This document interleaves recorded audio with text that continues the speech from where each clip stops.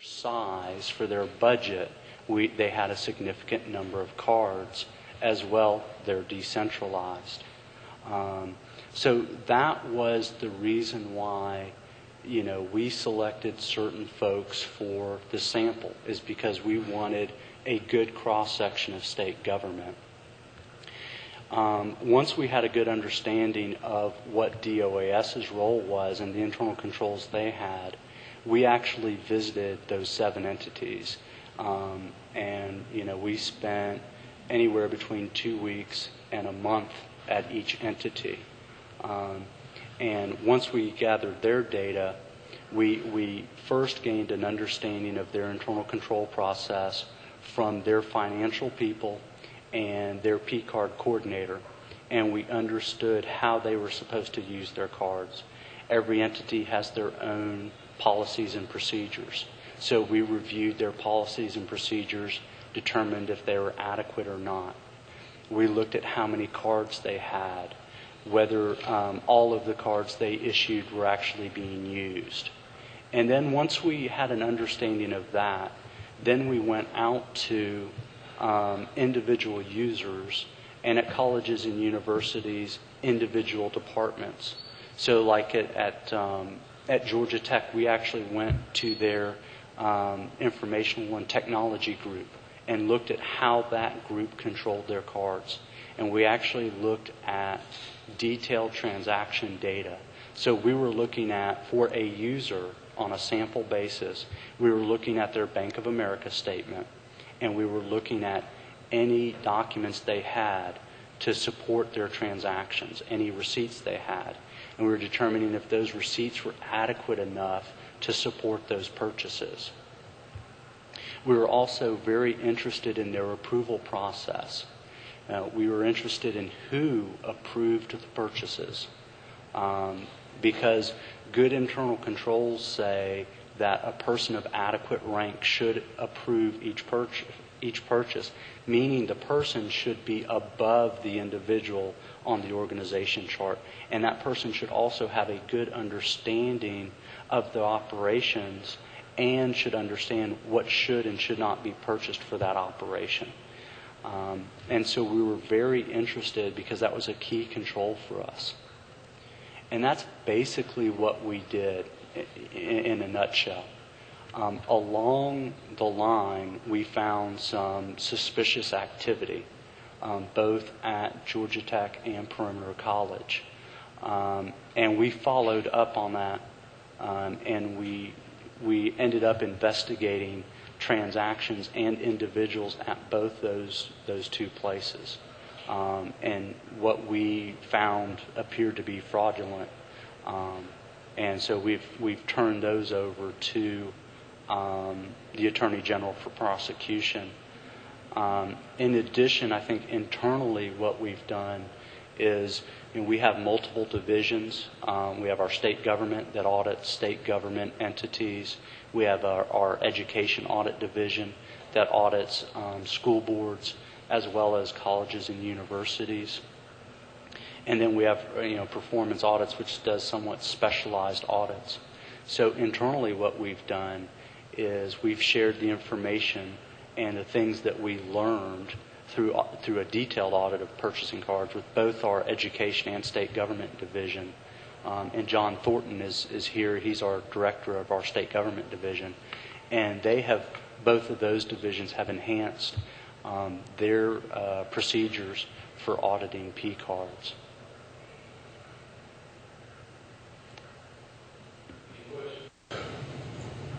From the panel? Okay. Thank you. Mr. Chairman, I would like to ask. Yes. You mentioned that it took 7 agencies. Yes. How many others have access to the credit cards? How many other agencies? There are 129 agencies that have purchasing cards. Thank you. And what is the accurate number on the actual number of cards that are out there right now? It's approximately 20,000. It basically is a number that kind of changes day to day somewhat, but not by a significant number. So, it's approximately 20,000 with approximately 1.4 million transactions in a year. Go ahead, Richard. You said that DOAS established the original guidelines, is that correct? Yes, sir. And then the state agencies themselves come up with their own working guidelines in addition to that? What happens is DOAS has some broad guidelines for the usage of the cards, and then each agency develops their own policies and procedures for the use of the cards, and those policies and procedures have to be in compliance with DOAS's. But DOAS's policies and procedures are really a minimum that the agency should follow, meaning an agency could enhance the internal control structure over what DOAS suggests. Did you find that the state agencies did a good job, poor job of monitoring the use of the purchase cards or not? We found that the internal control structure at the agencies when we went to was lacking, that they used the cards. I think the thought process is that the purchasing cards benefit the state, and they do, by lowering transaction costs. And so I think a lot of effort has been made in using those cards and doing transactions with the purchasing cards. But less of a concern and less of an effort was put into developing a very good control structure for monitoring the use, managing the cards, and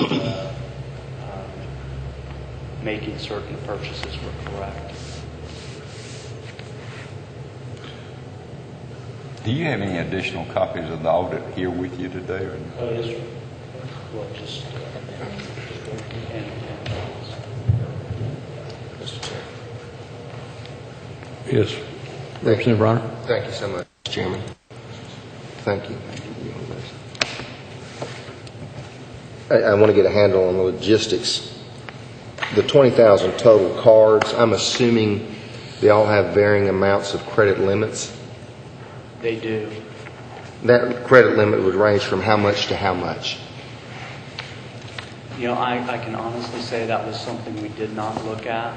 We can find that information out. The majority of the cards have about a $2,000 to $5,000 limit. $2,000 to $5,000. Would be your average, you'd say? Right.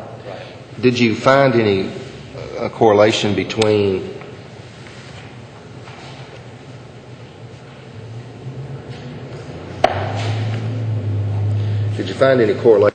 the higher the limit, the more, I think your word was, suspicious the activity?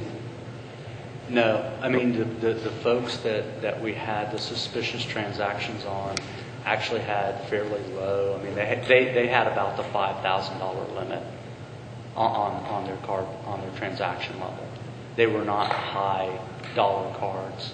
Okay, if the average is 2,000 to 5,000, then the 5,000 ones had the suspicious activity. How high of the limit did you see, though? I thought the range was 2,000 to 5,000. I'm sorry.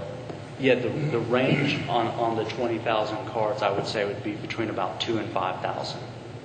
But those cards were not outside that range. I mean, they were within that range on their transaction limit. Is there any $20,000 or $30,000 limits floating out there? We would have to look for you. Okay, thank you. On the in the report, I'm looking at page 2, where it goes back. These cards have been around, I'm assuming, since 1997? Yes, the program was started in 1996, and the first cards were issued in 1997. And can you explain why the annual increases, and it looks like from 97 we had a purchasing volume of just a few $1,000s, to in 2006 the purchasing volume was upwards of $300 million? That's correct. And do you have any insight into what caused that tremendous increase in volume over the last 10 years? I think that DOAS did a very good job of advertising the cards and putting it out there that this was available to agencies. And I think that agencies understood that they could reduce their transaction costs for acquisition over a purchase order. And so over time, the program has grown substantially. The number of cards has grown, and basically institutions have moved from purchase orders to the P card, and they've done that knowingly with the expectation that they were saving money on a transaction. So if you talk to, for example, Georgia Tech and their CFO, what he would say is, over time, they have really pushed the P card program at Georgia Tech and pushed individual departments to purchase more or to acquire their goods and services through the P card. And I think that a lot of state agencies have done that. There's been significant growth at both Georgia Tech and the University of Georgia as far as just pure dollar volume. And I think that has been done knowingly with the expectation of getting away from purchase orders and easing the transaction detail. You made a note that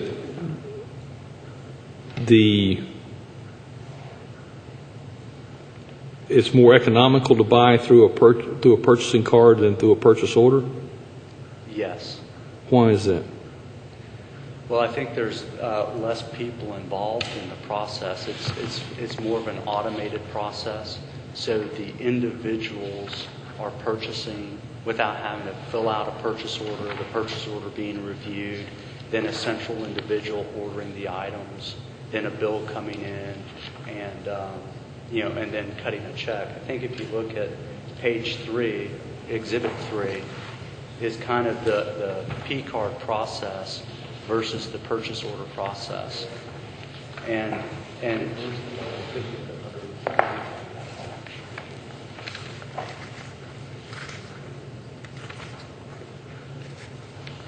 on page 1, there have been many studies, both Bank of America would tell you, and different federal studies from GAO and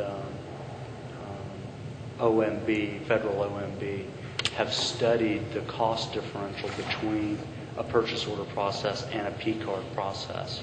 And so it's just kind of accepted norm that a P card transaction costs less than a purchase order process. And the reason is because of the level of involvement in the department of different time spent towards that actual purchase. It is, and it's also on the payment side, because with an individual PO, many times you're cutting a check, and so there's the check process that you go through as well. So if you ordered 100 items, using a PO, that'd be 100 checks. Well, if you look at DHR and Georgia Tech, they're not even cutting a check to Bank of America. It's an electronic fund transfer, and they do it once a month. So they get a bulk bill from Bank of America that has all of the charges for all of their cards, and then they pay that EFT. And so even on the payment cycle itself, it's much easier. The other thing is it allows you a little bit more fund management, so it's kind of a cash flow issue as well. You can kind of you can send that EFT on the date it's due, which I think most agencies do as well. And it's very automated. There's a computer program called Works that is a Bank of America product, and all of the charges for the cards go into Works, and then Works actually interfaces with PeopleSoft. And so those transactions automatically move from Works to PeopleSoft, and then that's grouped monthly and it's paid. So it's throughout the entire process is where the savings are. It's just a more efficient process. And in addition, you get a cash back. So if you look at Exhibit 2 on page 3, in 2006, we got a $4.3 million rebate or cash back from Bank of America on our purchases, where if you're going through a PO process, you wouldn't have that. So that's roughly a 1% thereabouts rebate? And where did that rebate get applied in the state budget process? Did it go back to the individual agencies, or? It does not. That has changed over time. In the early years, it was going back to the participating agencies. And in 2004, 2005, it went into the state's general fund.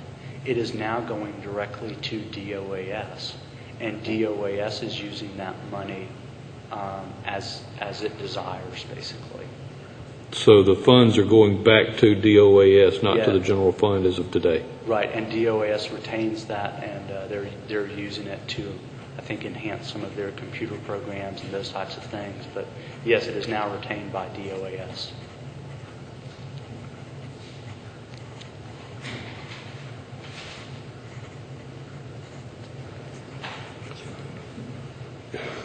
Representative Royal? You mentioned the fact that Georgia Tech is once a month electronic fund transferring their monthly statement. Yes. Did you look into the type of controls that were on that process about whether somebody was paying attention very closely to the individual transactions that they were paying at the end of the month? We did not really go into the payment process between Georgia Tech and Bank of America. What we were concerned about is more at the individual user and the individual department level. We really did not get into the payment process itself, mainly because I think our financial auditors really picked that up in their financial audits. If there were not adequate controls at that level of the process, it could be much greater exposure than we're seeing here. Yes. My name is John, the Director of the State Government Audit Division, and that is an area that we do look at, and we have not detected any deficiencies in that area. Mr. Chairman. Okay. Ron? One of the arguments used is that the cost to the agency of doing this, I think it was $140 versus $40. Well, wouldn't it be true that, in fact, if they had the better oversight that Representative Royal was referring to, then that $40 cost of administration would actually go up? Yes, I mean, there is some cost associated with good internal controls. I'm sorry. But the other thing is a lot of these places have the processes in place. They're doing something, but their processes just aren't very good. And so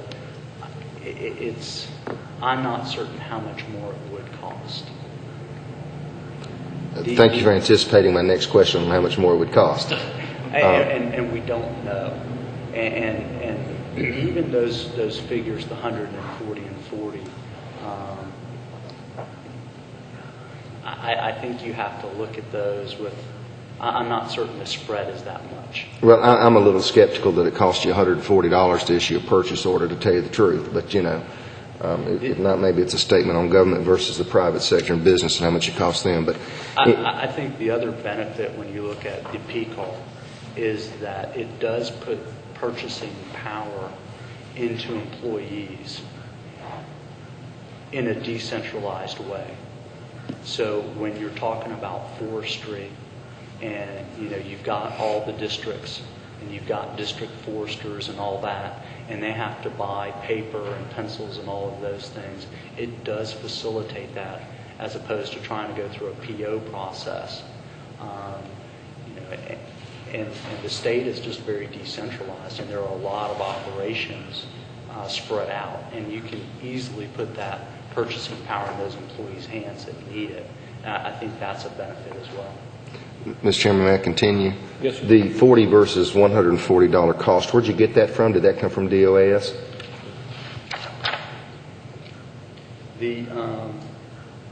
That is DOS estimates. And then if you look above OMB, I'm sorry. the Federal Office of Management and Budget estimated that it costs 60% less than a purchase order process. And we did a decent amount of research into that fact. And while the numbers could be disputed, or you could argue the numbers, it is fairly accepted standard business practice to accept that it does cost less in the purchasing card process versus a PO process. Now, you can get some argument into the numbers. And you just audited just this past year's? We looked... If you would, pull the microphone up because we're having a little bit of trouble hearing you. I apologize for that. We looked at the data for 2005, 2006, and 2007. We looked at transactions for 2007. We looked at the internal control structure as it currently exists, but I don't believe that in any of the institutions we went to that the internal control structure has substantially changed in the past few years. So while we only looked at a limited number of transactions for the year, it did involve a multiple year review, if that makes sense.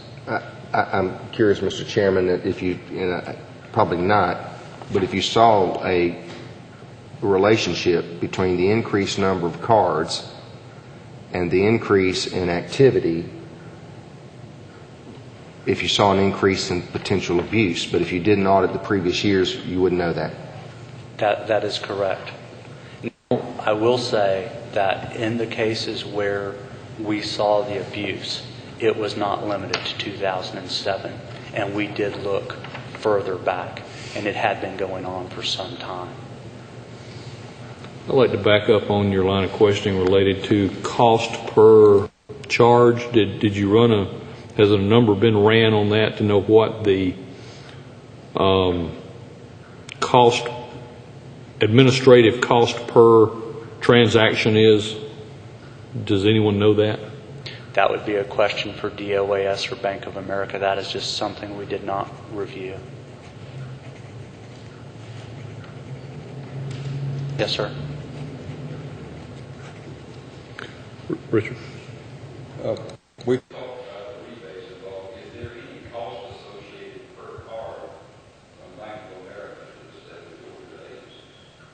There is not. So the 20,000 cards will not get into that monthly bill for the card? No, sir.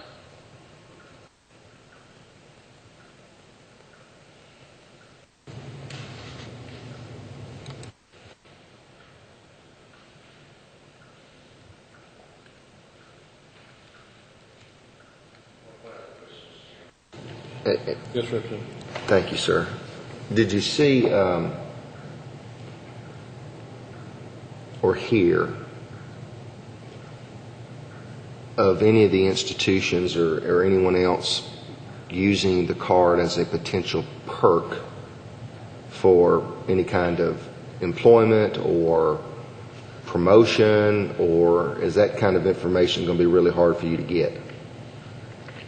I'm not certain I understand the question, sir.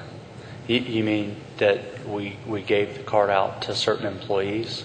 Well, earlier you stated that the increase in the number of cards used, you attributed to marketing, or more aggressively marketing that service from DOAS. Correct. I can't help but wonder if you've got some school somewhere sitting there going, and by the way, if you take this position, along with it comes a credit card that I'll give you that maybe wasn't offered before. We wouldn't have any knowledge Okay. of that, right? Okay. Checks and balances, the policies that each department has, that the Department of Administrative Services has. Did you find in the sampled agencies any non-compliance to DOAS guidelines? No, I mean, DOS's guidelines were fairly broad, so it would be fairly easy to be in compliance with those. And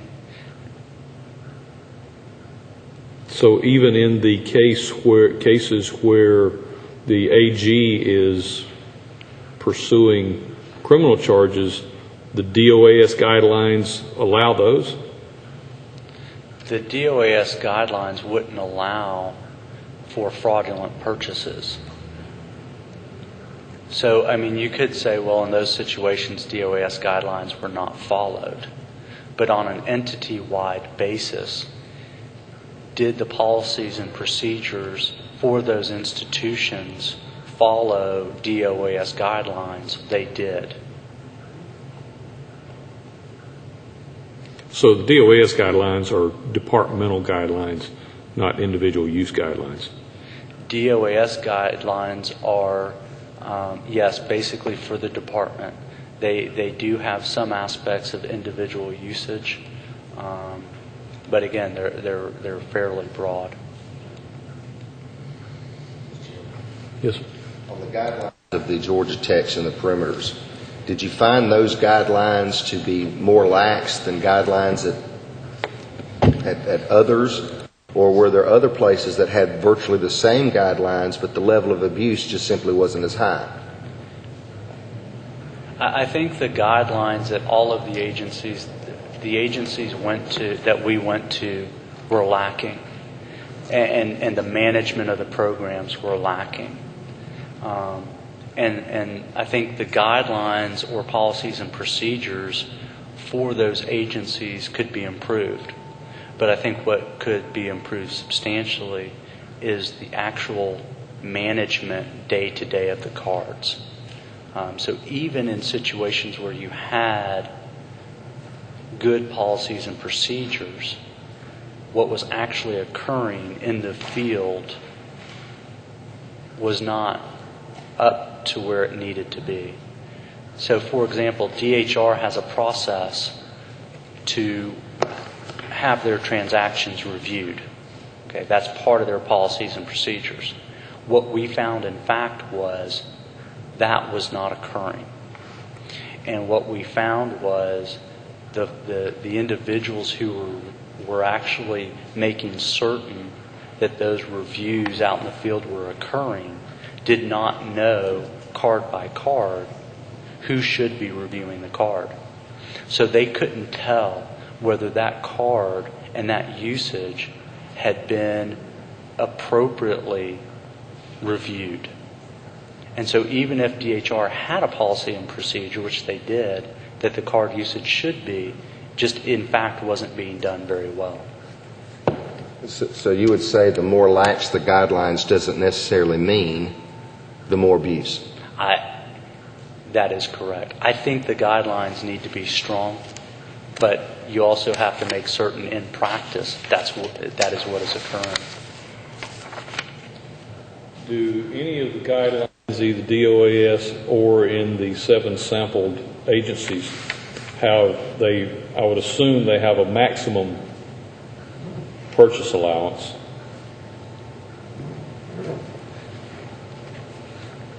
And my question goes on to ask, do they have a minimum purchase allowance also? Which would tie back into my question related to for the DOAS as to what the transaction cost per transaction is. Do you mean, is there a minimum transaction for each card? My line of questioning goes that I assume that administrative cost of a transaction is going to be in the $15 to $20 range. So there you would want to have a minimum transaction amount to exceed what to make economic sense. There is not a minimum transaction amount for the cards. Okay. So, for example, I mean, if you look in the data, there are transactions for 99 cents. I mean, there are transactions for a fairly small amount. Yes, I've noticed that. gum I think I saw on one breakout.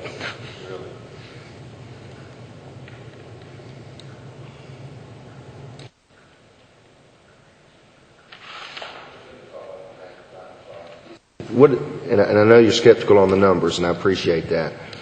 Is there a point or a dollar amount in your mind that the card should not be used unless a purchase over X amount, and if so, what's that X? I'm not certain that a minimum amount should be applied to the card because it's an average cost. And I think that there will be times where an employee may make a small purchase, but it's a correct purchase. And so you may need something, and there's not really a need to go out and purchase other things that you don't necessarily need just to get that transaction above a certain limit. And so, I mean, that could be the situation, especially in a small office. If you're out in a rural district, and you run out of one thing, I'm not certain that you need a minimum. But we didn't necessarily look at the data in that way.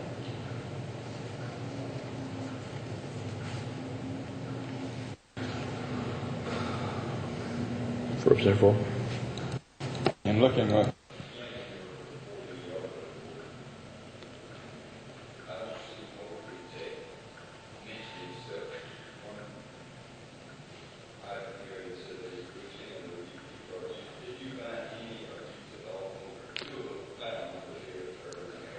we will say this: Moultrie Tech was very good. They were definitely the exception to what we found in other places. Yes, they were very good, actually. Every 2-year college, every 4-year college, or university, every technical school all have these cards? Yes, sir. And are we able to, and you audited each and every one of those? No. Okay. We went to Georgia Tech, we went to Perimeter College, and then we went to Moultrie. Those were the 3 out of that grouping that we went to. Now, my understanding is, and I don't want to speak for them, but I believe Board of Regents is now going out and auditing all of their institutions. We met with them last week, and our understanding is that they're going to go and take a good look at all of their institutions. in following on your Regent's comment, the number again on the number of agencies that have purchasing cards is 100 and I believe in the report we say it's 129. 129 agencies. Yes, sir. How many of those agencies are colleges and universities that fall under the Board of Regents? I believe the Board of Regents has 35 to 36 institutions, and I believe all of their institutions have cards.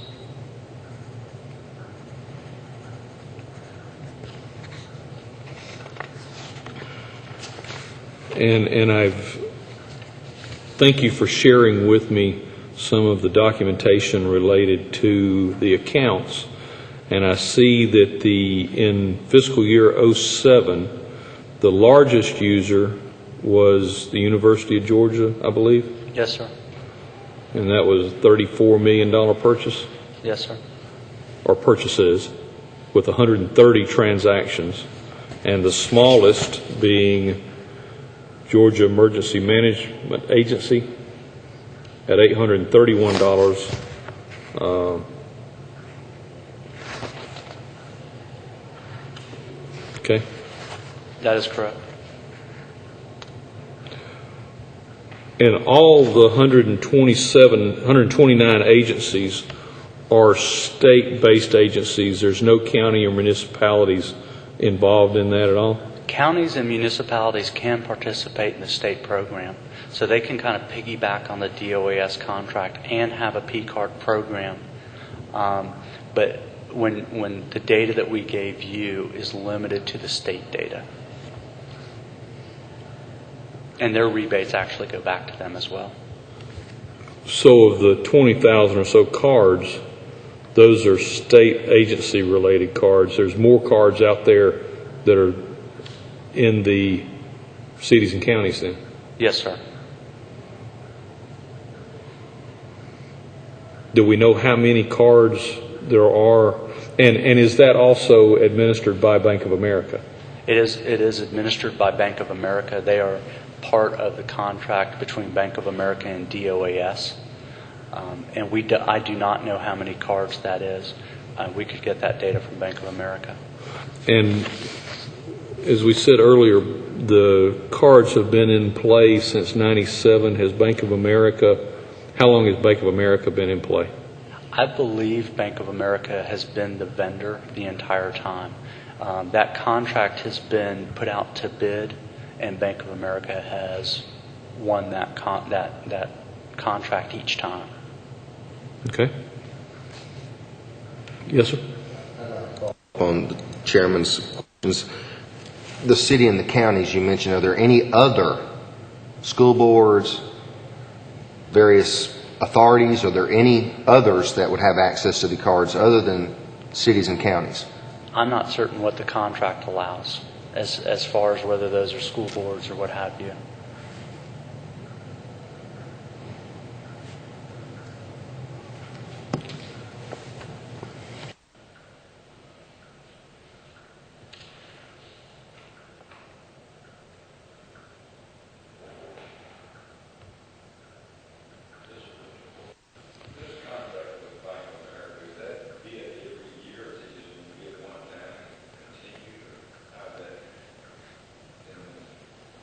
I'm not certain.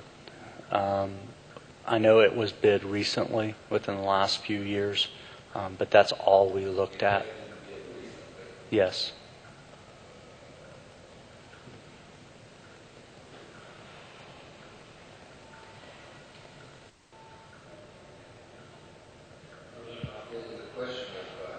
Potential oversight, since earlier you mentioned that there was only a few universities and technical schools looked at.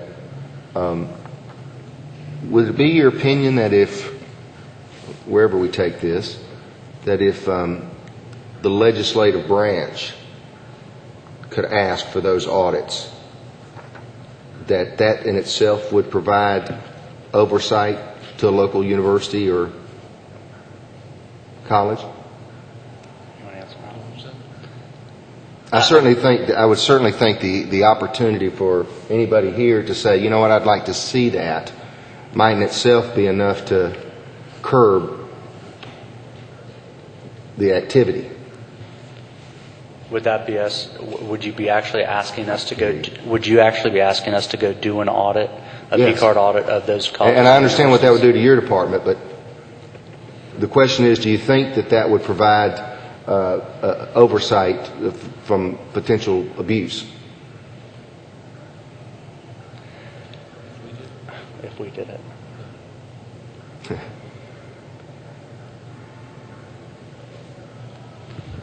I think, sir, that right now, at least I would like to think that the work that's being done by, as David mentioned, the regions right now, their internal audit group is going out to each of the colleges. So hopefully that will take care of it.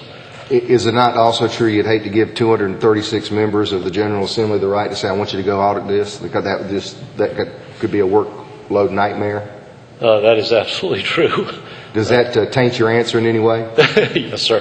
Thank you. I should point out that David was the audit manager over the project, and they did spend. It was extremely time-consuming what they did, particularly the part of the report dealing with where they were actually looking at the suspicious activity. They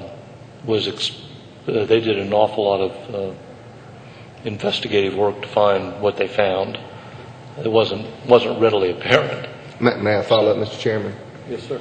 I really appreciate the little booklets y'all send me on all the different audits of various things. It makes for great reading. But there's a part of me that says that if all you sent us once a year from our various schools, for example, at the local level, was the statements, I mean, I'm assuming they get a statement like I do at home. Is that not accurate of every transaction? Yes. Then that would be a matter of running just X amount of copies, wouldn't it? And give it to us in a yearly report? For the Bank of America transactions? Right. If that's the only credit card, wouldn't that be fairly easy and shouldn't be too expensive? I mean, And if we spotted something, then we could bring it to you and say, you know what do you think? we actually get the data every 6 months, the transaction data from Bank of America, because we use it in planning our financial audits. And it's one of the things that historically we've looked at and reviewed. We could actually provide that data to any member electronically for any institution or any entity you were interested in, and we could do it on a detailed basis. Okay, thank you.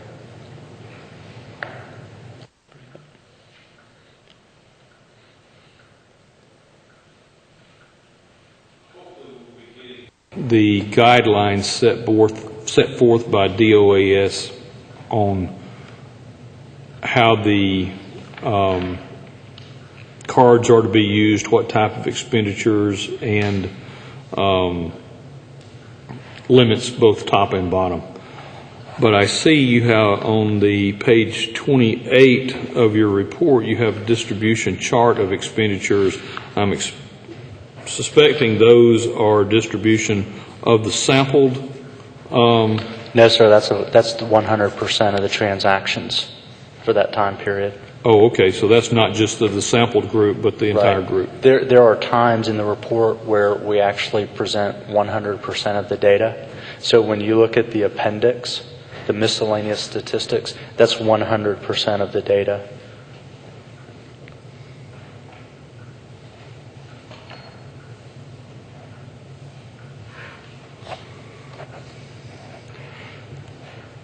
Did you, Representative Reiner earlier asked if the cards were used as perks as an employee benefit.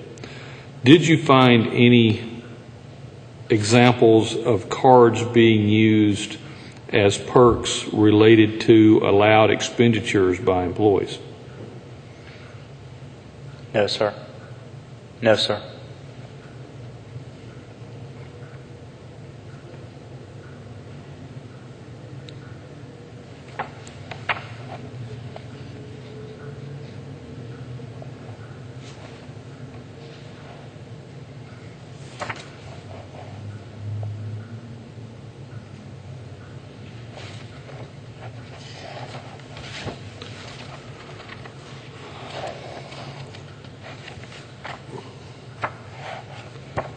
I've got a few questions related to the extreme cases that you uncovered.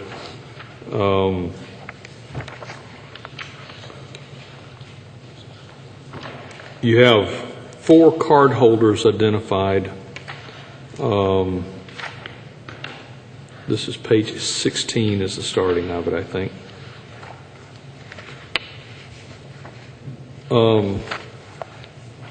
Shed some light, if you will, on the investigation of cardholder 1, where they had made, looks to be $40,000 in suspected fraudulent purchases. Can you expand a little on that? Yes, sir. That was a Georgia Tech employee. She was in the College of Management, and she was basically an administrative assistant to a professor. The professor had a grant with the National Science Foundation, and basically this individual was responsible for managing that grant and purchasing things for that professor for the grant. And that grant actually pays for students to go through a specialized MBA program, I believe. And during that time, she was given wide latitude in her job duties. She just did not have very much management oversight. The professor just basically told us she trusted the employee. We actually, when we went out to Georgia Tech, The College of Management was not one of the divisions or departments at Georgia Tech we initially went to. When we reviewed their internal control process, and based on what we had found at Perimeter College, we went back and looked at the data again. And what was obvious was this individual was buying gift cards. We found that at Perimeter College, and we noted it with her because we had a lot of even transactions. And we had transactions at locations large transactions at locations that were odd. Meaning CVS. She was the number one individual for CVS Pharmacy. Say that again, please. She was the number one transaction from a volume and a dollar standpoint for CVS Pharmacy. And that just seemed very odd to us. So we went out and we asked for all of her detailed transactions. It took Georgia Tech about a week or so, a week and a half, 2 weeks to produce those documents. What we later found was she had not submitted any documentation of any purchase for 18 months. The individual who was supposedly reviewing those had just let her slide. He had asked a number of times for the document. She always put him off, and he just didn't pursue it. What we also found was there was a change in policy at Georgia Tech, and the professor should have been reviewing her purchases and was not.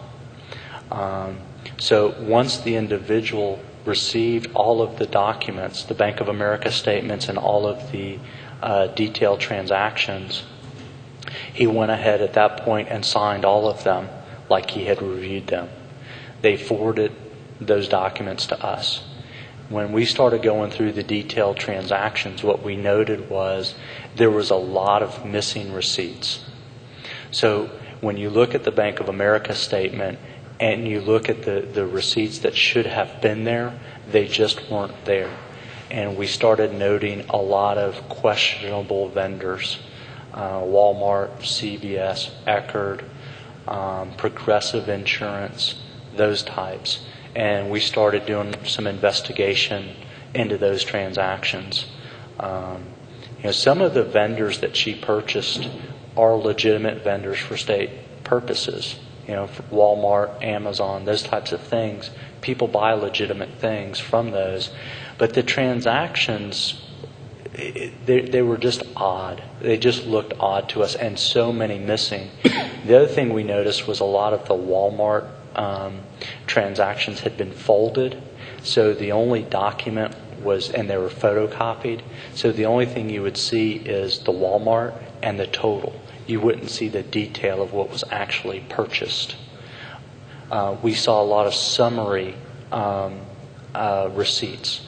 The receipts for UPS, it would just say $2,700, but it wouldn't say what was actually purchased. So at that point, we started going to some of these vendors. We went to UPS. There's a UPS store here, and we found where she had bought the 27 $100 American Express cards. Or gift cards. Sorry. Walmart was able to give us the detail purchases for her, and that's where we saw a lot of the food items and those types of things. We were able to go to Progressive, and they told us what she had told us in our interview with her was the NSF grant allowed them to purchase health insurance for students, and that was correct. The only problem is Progressive doesn't provide health insurance. They told us which car it was, and we believed that she was paying car insurance for her son. So those are the types of things that we started to find. We found where she was paying debt collection agencies. At that point, we asked the AG for assistance. They requested GBI's assistance. And so we went out with a GBI agent and questioned her at that point. She admitted in that interview to using the card for personal use at some point in that interview. After that interview, we continued to do our investigation, and we found another other items we were able to get with Amazon, and Amazon was able to give us the detailed transactions. That's where she bought the computers and the camera and the diamond ring and those types of things. She did email the GBI agent the evening of our interview with her, basically stating that she apologized for what she did and asked if there was any way she could pay it back. At this point, Georgia Tech, we notified Georgia Tech. Georgia Tech then notified the National Science Foundation because what she basically stole was federal money, and they are the grantor. Now, currently, the National Science Foundation has basically stepped in. They're investigating the individual as well, and they're working with the AG, and we're working with the National Science Foundation on the investigation. We're giving them any assistance they've requested. But I think now that it's somewhat up to the National Science Foundation and what they want to do with that particular case. Let me interrupt you there for just a moment, if I may. You said that in essence she was stealing federal or using federal funds for those purchases. She basically stole federal funds. That is true. Why? And I guess it's my ignorance of the process. The National Science Foundation grant money comes to the state of Georgia and gets dispensed through. It goes to Georgia Tech. Through Georgia Tech. Yes, Georgia Tech makes an application for a grant. If it's awarded, then those National Science Foundation funds go directly to Georgia Tech. So then those Department of Administrative Services would invoice Georgia Tech for expenditures to put it back into the state budget and then expend it back out to the Bank of America? Well, I think within Georgia Tech, the way that works is it is a funding source within Georgia Tech. And so Georgia Tech pays their Bank of America bill. And so there's an allocation process within Georgia Tech.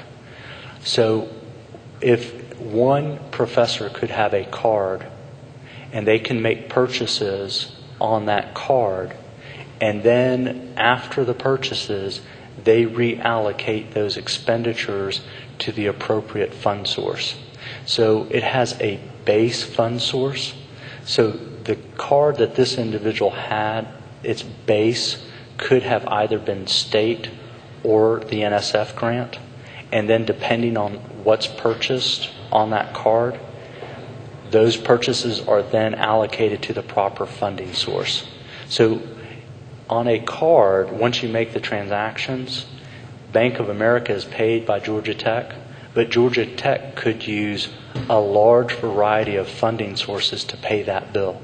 It could be state funds, it could be National Science Foundation grants, it could be other grants and contracts that they've been awarded over time. So it could be student fees, but all of that is handled at the institution level within both Works and PeopleSoft of how they allocate those charges to what fund. Now, back to this card instance. The card holder was the administrative assistant, Yes. not the professor. That is correct.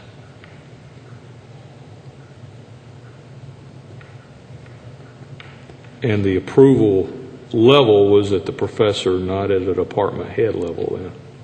That is true. The professor would have basically been this person's department head, and she was responsible for that NSF grant. In addition, the College of Management had an individual who was responsible for P cards for the College of Management. And at some point, he was responsible for reviewing all of the purchases in the College of Management, but it changed during this time frame. It switched from him to the professor. And is there approval limits that professor would have, I assume? Approval limits as far as dollars? They're able to approve up to 5,000, 10,000, 50,000, or? She can approve what, basically, she doesn't set that limit. Georgia Tech basically sets the limit for the card. And so she approves what was purchased, but Georgia Tech administratively, when they apply for the card, set the limit. Representative Reiner? Thank you, Mr. Chairman. A lot of questions on this one here. Do we know what she ultimately ended up purchasing at CVS? The total dollar value? Yes, and what she bought. Was it drugs? No. Basically, what she was doing at CVS is purchasing gift cards. Do we know who she gave the gift cards to? We do not. Do you know, has she been terminated? She was on the day that we notified Georgia Tech. Basically, the day we interviewed her, she vacated her job. She left and never came back. Once we notified Georgia Tech, which was later that day, they put in termination process. I think it was on a Friday, and I believe Monday the termination letter went out to her. And what about the professor who signed off? The professor, I think Georgia Tech could probably address that better than I could. She is still with Georgia Tech. I believe she got a letter of reprimand. Do you know of any cases that, rumor mills circulate and this kind of thing? Do you know of any cases where you'd call it substantial abuse? Certainly this is probably the poster child, I hope. Do you know of any cases where the actual abuser was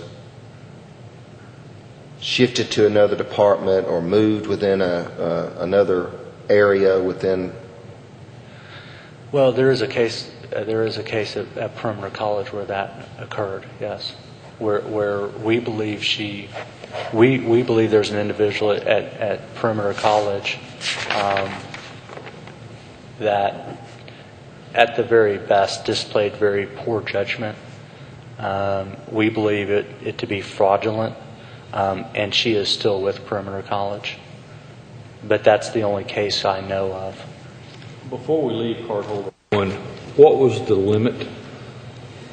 I don't know what the limit on her card is. If you'd like, we can find that out and forward that to you, sir. Okay.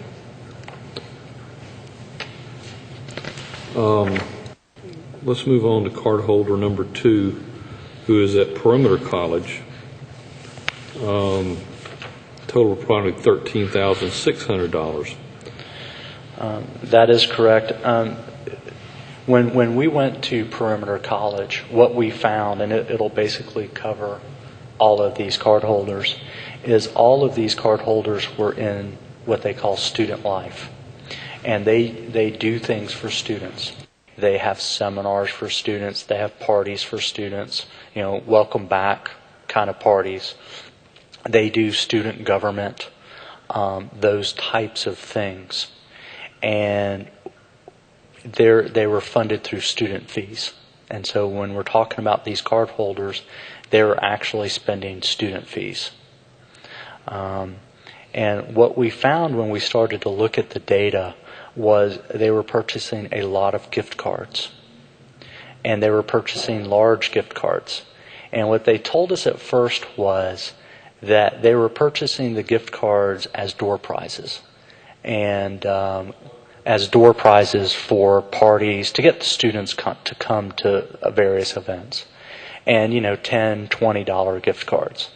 And we were told they were buying gas cards for students, like SGA, because they have to drive to various campuses and those types of things. What we noticed was there started to be a lot of large gift cards, $300, $400, $500, which seemed excessive to give to a student. We were then told that they would give these out to individuals who needed to go buy things like at Office Depot and stuff, but did not have their own purchasing card. And we thought that was a very poor control. And so what we asked for was a listing of all the students and individuals who had received gift cards. They could not provide that. We then, on the receipts, had the card number, and we were able to get some of the documentation and the details of what had actually been paid for with those gift cards. And what we noted was the individuals buying the gift cards with their P card that were supposedly giving them away were actually keeping them. They had actually registered those gift cards in their name on some instances. In other instances, they did not, but they were used for things such as Western Union bill pay service, for Georgia Power, for debt collection, or for loans. And what we were able to do in these instances is actually get with those companies and received the documentation that showed that the same person who purchased the gift card with their purchasing card was the same individual who used the gift card for personal items such as paying their car loan, paying their bills, those types of things. The other thing we were able to do is there was a lot of purchases for Walmart and those types of things, and we were able to get the transaction data from Walmart, which showed a lot of personal items. And that basically is all of these card holders. All of them had various stories. The first card holder number 2 at Perimeter, did admit she had used the cards. Some of the others had different claims, which to us are somewhat questionable. But that's basically what occurred at Perimeter College. It was basically just a culture within student life at all of the campuses. There's only 258 cards at Georgia Perimeter College, is that correct? If that's on our list, that's true, sir. We just found some significant internal control issues at Perimeter College with how they administered their cards and the approval process. I'm looking back at Exhibit 4 on page 9. Perimeter College has 258 cards, 48 are zero transactions, and 32 are of 3 transactions or less. So that looks to be about 80 cards, leaving only 178 cards of active cards. So you've got and I think in your investigation, 2 of the cases you have are from Perimeter College? Actually, card holder 2, 3, and 4 are all from Perimeter College. So 3 of 170, that's 1 in 70 or so. That is correct.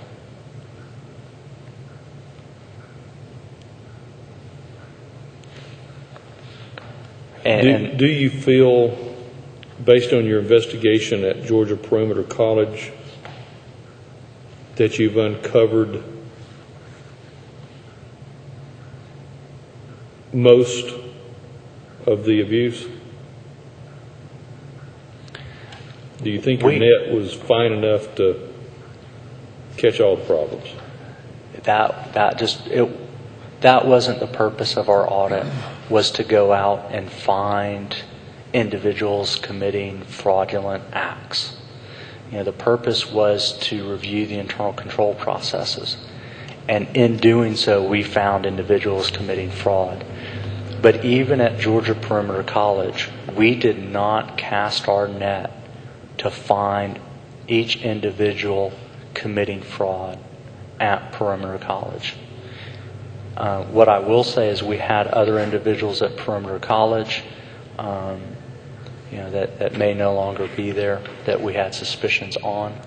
But we really limited our fraudulent review at Perimeter College to student life, because that's one of the departments at Perimeter College that we selected in our sample. And once we found it, we did not go back and expand it to look for fraudulent activity throughout Perimeter College. So there are a lot of individuals at Perimeter College that we did not look at their detailed transactions. To your knowledge, is Georgia Perimeter doing an investigation, a wide casting of the net? My understanding is Georgia Perimeter College is reviewing their internal control structure and that they are updating their policies and procedures and changing the way they do business. My understanding is Board of Regents is going to cast a fine net at Perimeter College. And I don't know where they are with that. Representative Reiner. Thank you, sir. All right, I just want to see what kind of statistical picture we get here. Total dollars in transactions for all state credit cards is how much?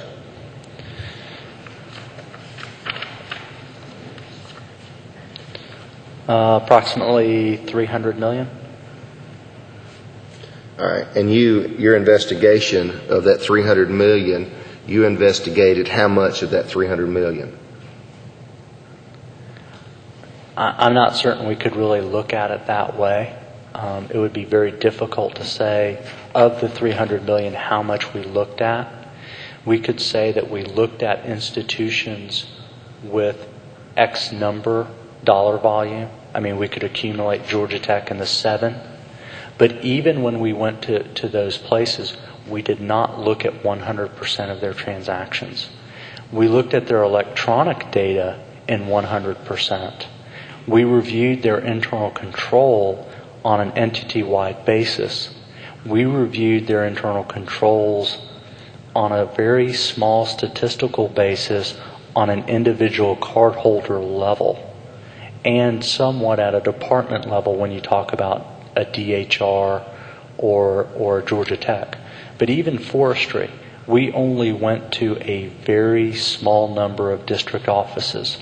So I'm uncomfortable saying that we audited all of the transactions at forestry. We looked at a very small sample basically to review how their internal controls were working. But I'm not certain that we can really say, even at Georgia Tech, that we looked at their $20 million worth of transactions. From an auditor standpoint, I just don't think we can do that. May I continue, Mr. Chairman?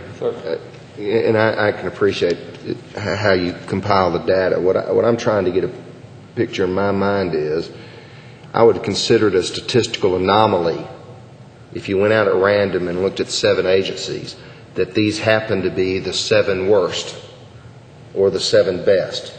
And I'm trying to come up with my mind is, if what you looked at in $300 million worth of purchases was this much, and we found this much, then how much total abuse is there potentially out there? That's what I'm trying to get a handle on. How would you break that down for me? Representative, let me reiterate what I posed a second ago. In a mass of 129 agencies, we're looking at one agency being Georgia Perimeter College that's a relatively small user at 258 cards, and we found that in the active cards, roughly 1 in 70 have abuse. So I think that might give you a window of the size of the problem, rather than looking at from a number of dollar volume standpoint. Look at it, if you look at a 1 in 70 opportunity for abuse and you've got 20,000 cards, run that number. If we're looking, Mr. Chairman, at what was discussed earlier, a potential incentive in the rebate process from Bank of America back to DOAS, and I don't know, but if the amount of potential abuses equal more than the amount of the rebate, then you've just taken the incentive off the table, so to speak. And I'm not here to say that that's the case, but that's why I'd like and I don't know how you can ever do that without an extensive audit through every agency and every single card. I think what we can say is, and what I'm comfortable saying is, we looked at 7 state agencies and we reviewed DOAS. And the internal control structure at a DOAS level was lacking. They really were not looking at the cards. Now, that has changed. They've hired some people, but for a long time, they did not have a purchasing card manager at the state level. DOAS did not have that position filled for an extended period of time. And there was really no one reviewing state-level data. At the 7 agencies we went to, other than Moultrie Tech, we found problems at 6. Now, one could say maybe we just got lucky, or there are problems. And I'll give you an example. We did not find any fraudulent activity at the Department of Public Safety at all. But what we did find was they were not issuing their cards to individuals. That's just a really, really poor practice. Now, in their response to us, they're changing that. So I guess what I'm saying is, at each of the 6, we found problems. They may have been different problems, but we found problems. And I think we're more comfortable in talking about it in those terms as instead of dollar volume. Representative Roy? Oh, you said you did not do any.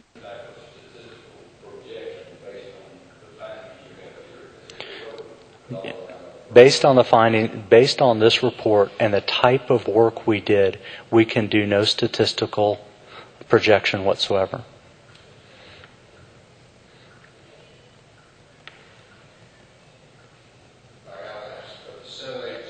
If you had to give a figure on the total abuses, and I understand from your testimony that you didn't actually get to roll up your sleeves in every one of those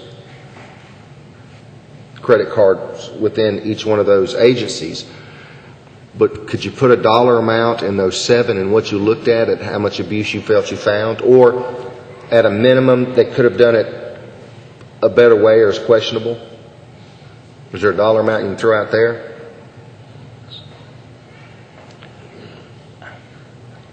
I'm not certain we could, actually. Okay. One final question related to Georgia Parental College. As I said before, the 1 in 70 abuse rate based on your findings, your review was not targeted at finding abusers necessarily. That is true. What you found was anomalies that you investigated. That is true. And you have no way of knowing where that actual abuse ratio is 1 in 7. You know it's at least 1 in 70, but it could be 1 in 50, 1 in 20, 1 in 10 for that matter. That is true. I think that, going through the process and looking at what other states have done and what GAO and standard data screens, how you look at the data to find fraudulent activity, and everybody does this. They look for transactions on weekends. They look for an increase in activity around the holidays. They look for florists and those types of things. The problem with the data set is you can find florists in the data set that are legitimate because state funds were not used. Because foundations have cards. College foundations can have cards. They can go out and buy flowers. So and then you look for the odd vendors, the Victoria's Secrets and those types of things. We did all of that. We just didn't find it. And going through the audit, what we realized very quickly is it's very difficult to find the fraudulent activity looking at the electronic data, and even for an auditor to go out and look at it on a transaction level. And this is why the internal controls are so important. Because it's easy for people who are buying legitimately from Walmart, which a lot of state employees do, or Publix, or Home Depot, or Lowe's, to slip in other purchases. And that, for an auditor, gets very difficult to find. And that's why it's so important for that supervisory review. And so that is another reason why we just really didn't cast that net to find fraudulent activity. We just basically on these, we were there, we were auditing them, we had a good understanding, and we just kind of happened upon it. So if a staff person were given the assignment of buying food goods for a breakfast or a group home, for in the morning, and I go to Walmart to make that purchase, and I also need to buy $20 worth of bread and milk for my household, it's easy to put it on that same purchase, and nobody's going to know the difference unless my direct supervisor is aware of what I'm doing, of the activity I'm supposed to be doing, and sees that it exceeds what it actually should. That is correct. It's easy if you're buying food for a group home and you're doing the weekly grocery shopping for a group home to put in your own purchases. It's easy if you're a maintenance guy and you're going to Home Depot and your Lowe's and you're buying those types of goods to buy your own. That's where it gets tough. So we're pretty much dependent upon the supervisory responsibility of ensuring the safeguards of state tax dollars at that level. Yes, and the ethical environment of the agency and those types of what we refer to as soft controls. Yes. Yes. And even in this scenario, if the lunch is the next day and they decide to buy 10 cases of Coca-Cola, I don't know how realistic it is to ask the supervisor to go count the cases if he peels one case off and takes it home. I got to assume that's another problem. That is correct. Let me ask you, you started off by saying that you'd gotten reports or heard about some of this going on in other states and things of this nature. I won't ask you to have this by next week, but do you have recommendations on what you've seen in other states in regards to best practices to try to protect and the taxpayers' dollars of Georgia? I think if you go to page 14 and 15 are recommendations for improving the internal controls at both DOAS and state agencies. And I think many of these come out of the recommendations that we found in GAO reports in other states. Basically, this is a listing of best practices that's basically tailored to what we found when we went out. Thank you for anticipating that question. Let's briefly move on into cardholder number 3 and just a quick scenario of what your findings were there. This individual is very similar to cardholder 2. I think what we found here is this individual does not deny that this occurred, that she used the $2,000 to make her car payment or the $340 for the Hawaii trip. What she says is basically she was owed this money. That basically she did not know how to fill out a travel reimbursement statement, and she had mileage that she was owed by the college, and she knew no other way to get it back other than this means. And so she supposedly, like I said, she says she deserves this money. Now, I'm a little dubious of that, I've got to admit. And if you look at 2, was it? now, this individual was a director of student life, and she had in fact filled out reimbursement forms for travel prior to this year. She had done that. This is an individual, sir, that is still at the college. Yeah. This is cardholder number 3. Sir? Are they still there? Cardholder 2 actually resigned from the university. Or from the Cardholder college. 4, since they're all perimeter. Yes. Both have resigned? Cardholder 2 and cardholder 4 resigned. Cardholder 3, as it states on page 34, she was reassigned to a different position and has returned to work. The employee is not eligible for a purchasing card at GPC. Now, these cases at Perimeter College are still, my understanding is, they're still open cases with the Attorney General. So, these individuals are still open for prosecution.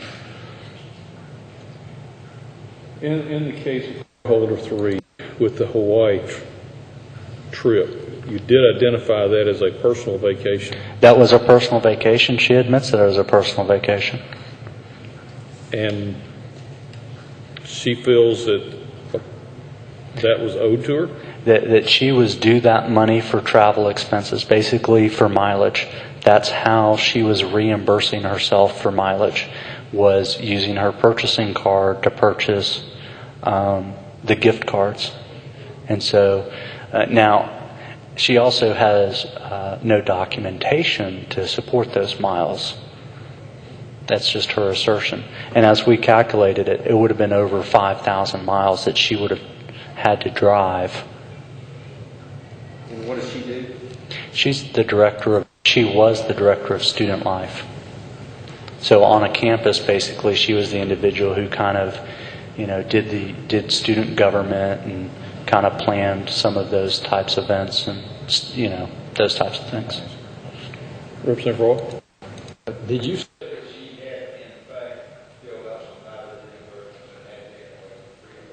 Yeah, we had found that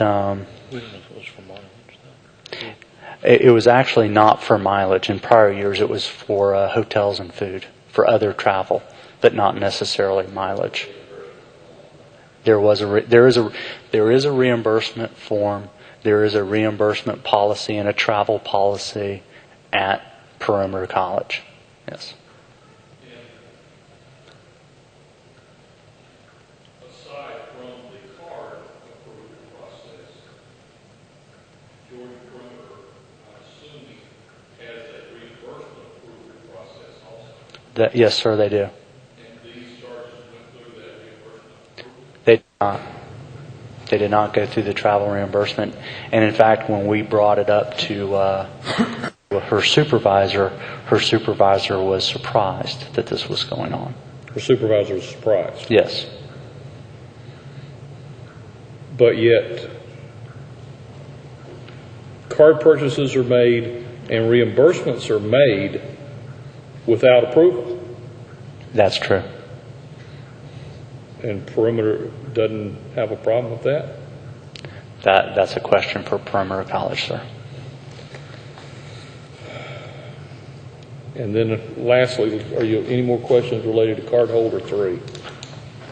Lastly, cardholder 4. Thomas? Certainly.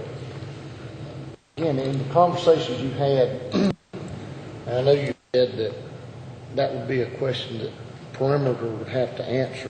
Who did you talk to at Perimeter? And what was their response? Did it said, look, I'm got to go to another meeting, I've got to do whatever? I mean, what was the response? We talked to the president of the college. President of the college. And we talked to the chief business officer of the college. Chief business officer. Their lawyer, their HR director. Their lawyer was present, their HR was present. Yes, sir. And we basically walked them through each case. Mm-hmm. And I think that at that point, they certainly were concerned, and they indicated to us that they would take action, and they would review each case internally. And at that point, we left it with them as far as them deciding what to do with each employee and how they were going to deal with it internally. And then, of course, we turned over those cases to the Attorney General for prosecution. I was just curious if somehow I got the indication that it was somebody wasn't concerned about it, and I was just wondering who wasn't concerned about it. I believe they were concerned. I believe they were. You think they concerned. were concerned? Yes. Yeah, they were concerned about the cases. And then when they reviewed our documentation, then they made their decisions. I think basically they put these folks on administrative leave while they were doing their investigation. And why 2 of them resigned while out on admin, the other one did not. And it was their decision, and I'm not certain what went into their decision to allow her to come back to the college. Okay, so she's not on administrative leave, I assume. No, she has a different position, and when they responded to our audit, they stated she was in a different position at the college. What has transpired since then, we're not aware of. She was moved to a different position after you gave them the information about her? Yes. Yes. She was moved afterwards to a Yes. different position.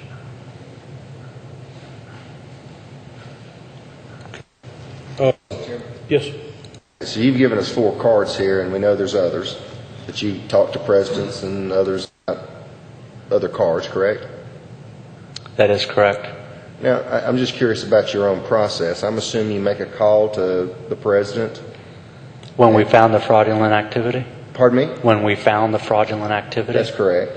That is correct. What we would do is we would actually notify typically the chief business officer or legal counsel, one or the other of the activity.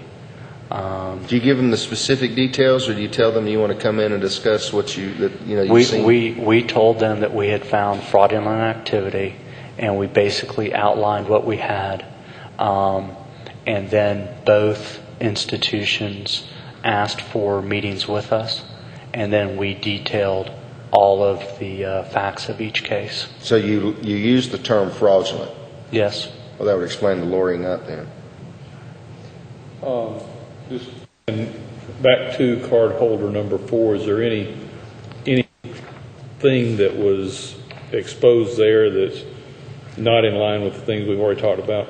I think, again, she was just a student life director, and she did a little bit different. She did not buy gift cards. She basically just bought gifts for herself, and her explanation was that she was told to do this by the Student Government Association in appreciation for her work. Was that confirmed or denied? Well, she could never give us a name, actually. And her story changed from interview to interview of who specifically asked or told her to buy.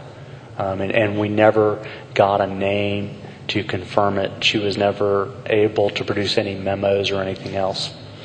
So she was put on admin leave, and then I believe she resigned. And we'll be moving forward to look at this from a vendor's perspective in just a moment. But one global question related to the audit. I'm seeing a trend that there may be problems in the administration and operations of student life sections of particularly Perimeter College, but maybe in general across the entire regions. And in the distribution of your audit report, I know that you send it to a number of places. Has the regents been copied on this report, as well as all of the 35 agencies under the regents? Part of our process was to include Board of Regents in any notification. So when we found the fraudulent activity, we actually notified Board of Regents. At the same time, we notified their institutions.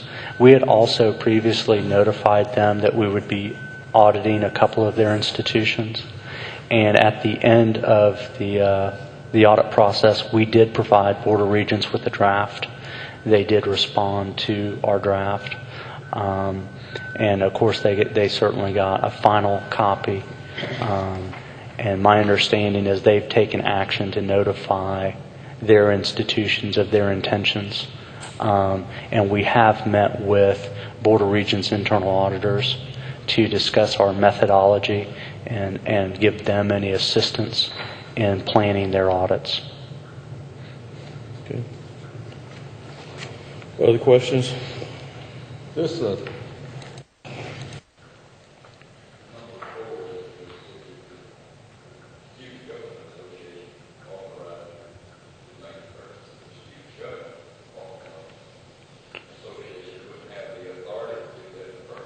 No, they wouldn't.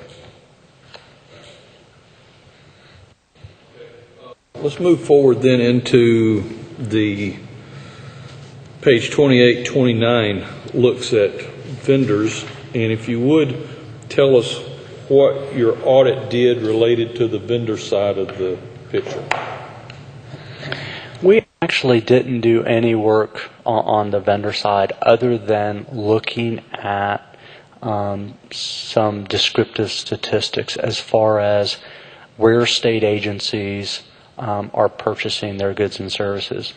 As I said before, we did do some scans for odd vendors.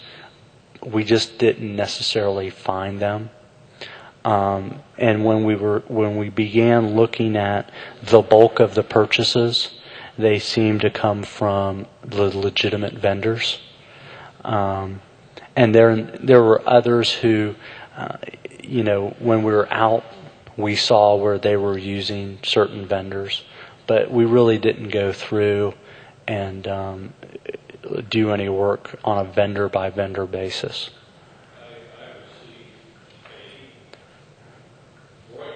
And I don't know whether it was from the audit office or Department of Administrative Services, but a listing of... I think we forwarded you the 53,676 vendors, I believe. That's probably about right. Okay. And at the top of the list, as you show in your report, that Office Depot carried total purchases of $22,257,897 with 133,679 transactions at an average transaction cost of $167. As I just quickly thumbed through the vendor list, I saw that it went all the way down to where there were numerous $1, $2, $3 total vendor purchases. That is correct. This data that we sent you is basically consolidated data. What we get is the detailed transaction data from Bank of America. And what we did was we went through and consolidated this. For example, I think when you see La Quinta, there were probably over 150 different La Quintas used. So that is, and each La Quinta used was separated in the transaction data. So we went through and consolidated it into one. But yeah, there are some very, very small vendors listed. Just as an example, what would a 89-cent purchase for PayPal Intent Media? Any idea what Intent Media is? No, sir. And PayPal iTunes, 99 cents. That would look like a purchase for iTunes. One song is 99 cents, so I take it someone purchased a song. Now, who that individual is, and I don't know. Now, you will look through the data and see a good number of PayPal. PayPal can be a legitimate vendor, or PayPal can be abused. But unless it was George on my mind, I feel like probably... That is true. It could be. And that's the thing. There are transactions that look odd, but they could be legitimate. It was a bargain.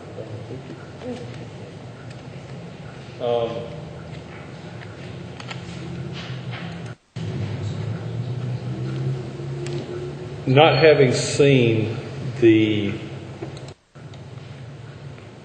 process for approvals, how would you put a stop? Is an iTunes purchase at 99 cents a violation of the overall process or not? We don't know that, I don't guess. You don't know that. I mean, There are transactions in the data that do not look legitimate. When you look at the data and you try to find illegitimate transactions, you will get a lot of false positives. So you could have a purchase like that and you think there's something wrong. You go look at the agency level and it could be legitimate. And that was what I was saying is you're looking at the data. All of these transactions are not paid for with state funds. So some of them could easily be and are foundation accounts at colleges and universities. Well, the state rules don't apply to them. It's private money. That's why one of our recommendations is that foundation accounts should not have state purchasing cards. It opens it up for abuse. So when we look at it, we want to tighten up the control environment as much as we can to take away that. There are a lot of transactions in here that are purchased with contracts and grants at state universities. State rules don't necessarily apply to those. It would be the grant or the contract telling the university what can and cannot be spent out of those grant and contract funds. So if you have federal funds, it's going to be really tight. But if you have a contract with a private vendor, with Exxon to do research, they may allow you to spend a certain amount for entertainment. Well, you could see that in the data. That might look strange. You go look at it and you find that it's a fund source that has different rules. And so I think that's one of the difficulties in looking at the data, is there's so many different kinds of transactions and so many different kind of fund sources. So it falls back to what we said before, that supervisor initiative and responsibility is critical in keeping safeguards on reimbursements, whether they're credit card or whether they're... That is true. And I will tell you this, in the case of the individual at Georgia Tech, when the professor was presented with the electronic detail of the transactions, she was able to go through and basically mark which one was legitimate and which one was not. And if that had been occurring all along, then that case never would have occurred, or would have occurred in a much, much smaller way. She knew what was legitimate and what was not legitimate. She just had not been reviewing the transaction detail. Mr. Chairman, I go back to that $40 versus $140. I mean, I'm sitting there thinking about professors checking every purchase and the incredible amount of time that would have to that would have to take, and why that wouldn't drive up the cost from that $40 as well. You know, it's actually, if you have an administrative person, which Georgia Tech often does, matching up the purchases to the actual receipts and making certain someone has documented all of that, and the professor is just reviewing the electronic transaction data, I don't think it's that time consuming. It's pretty easy to go through the listing on a month-to-month basis. It's in a user-friendly environment, and you can just kind of scale down it. And they could probably do that, I think, fairly rapidly if they're not the ones trying to match up every receipt to every charge. And I don't think that is conducive to being cost-effective. Who should match up the receipt to the expenditure? Oh, I would think that should be like a clerk's job. A clerk. So you would actually have two filtering processes. Basically, yes. You'd have two filtering processes. Don't you think, Mr. Chairman, if I may continue, don't you think it's human nature, though, for that supervisor, frankly, almost to just sign off at will, if they know that the hardcore auditing is going to be done at the next filtering process? Yeah, I think that is. You know, it's very easy to pencil whip it. But I think that's why you have other controls in process and in place. So, you know, Georgia Tech has an audit staff and they go out and do P-card audits. And I think you do things that's necessary to ensure people don't get into that environment of just checking it, that they're actually doing what they're supposed to be doing.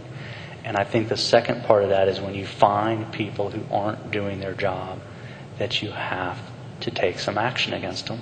And when people commit fraud, and they're going to, that you fire them and you prosecute them. And you let it be known, if this is what you're going to do, this is what's going to happen to you. And it gets to be an entire environment. Any other questions? Gentlemen, I want to thank y'all very much for your time and your presentation and your efforts on this effort. It was a huge endeavor, I'm sure, and as we see, you had to go in an iceberg and have certainly uncovered what may be a large iceberg. We understand that the audit operation that you did is a small sampling of the overall card program, and we'll be conducting interviews this afternoon with Bank of America as well as the Department of Administrative Services, and y'all will be welcome to sit in, and we would like to have y'all here if your time is available for that. But right now we're going to break for about 30 minutes for lunch. Why don't we reconvene at 12:30, and we will have the Department of Administrative Services and Bank of America at that time. For hearings,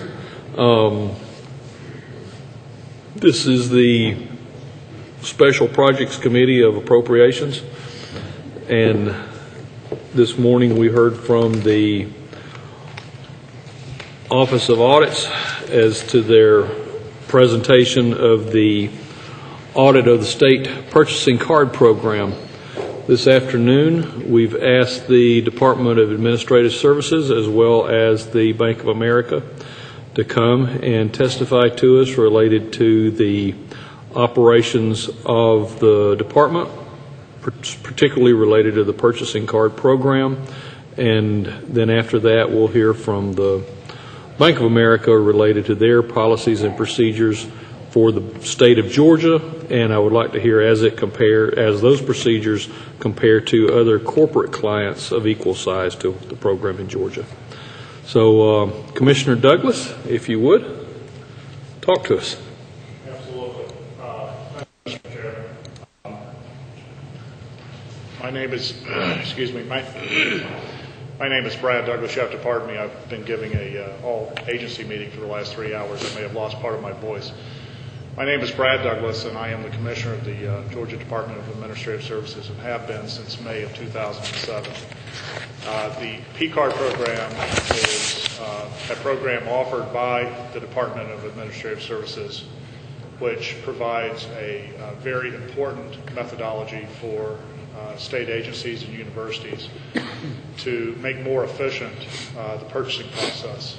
Those purchases that come below the competitive bid limit, which currently in the state is $5,000, the P-card allows quite a bit of efficiency in that process in terms of placing the order and in the entire procure-to-pay process. The program has grown from about $9 million 10 years ago when it was first implemented to roughly $358 million in purchasing throughput that comes through the P-card program on an annual basis. That growth of the program has virtually been by happenstance. There hasn't been, prior to my assuming the commissioner role within DOAS, a dedicated management team to the program internally from a state perspective. Sitting to my right is Donna Rayner, who we hired in May 2007. Donna has experience working with the Medical College of Georgia, overseeing the P-card program there, and we have hired her as the P-card program manager effective this past May. To her right is Tim Gibney, who is our new Assistant Commissioner of Procurement, leading the procurement transformation that you all know has been well underway within DOAS, and to which the P-card program falls.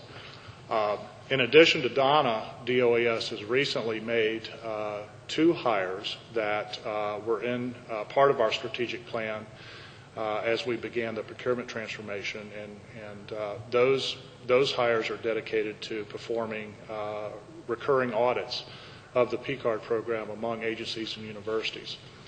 The State Purchasing Division within the Department of Administrative Services has had what we call a process improvement and compliance review team, making sure that agencies and universities are complying with the statewide procurement regulations and state code. But we felt early on that we needed specific dedication and focus on the P-card program manager. So as an offshoot of that audit team, that compliance review team, we've got folks dedicated to P-card audits.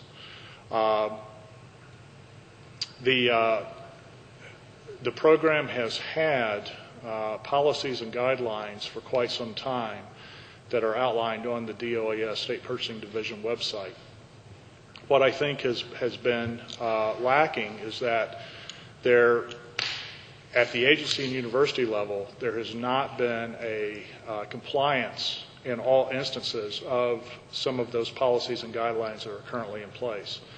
Just like any compliance and guidelines that are put in place, they constantly need to be revisited, revised, and updated.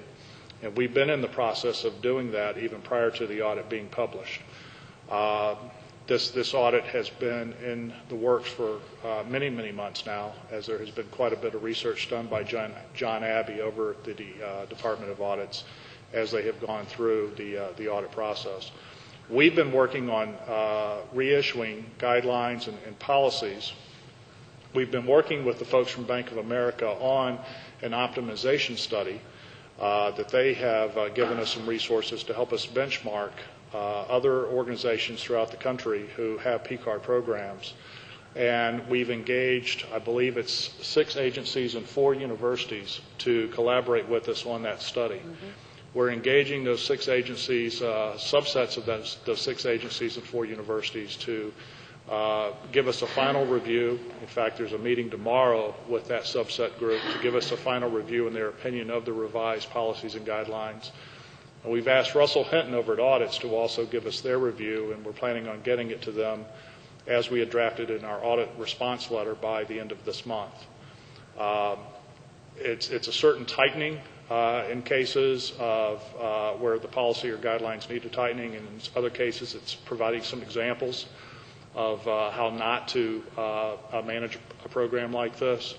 And we're trying to make it as comprehensive as we can, understanding the findings in this audit and other areas that we've come across in working with the bank.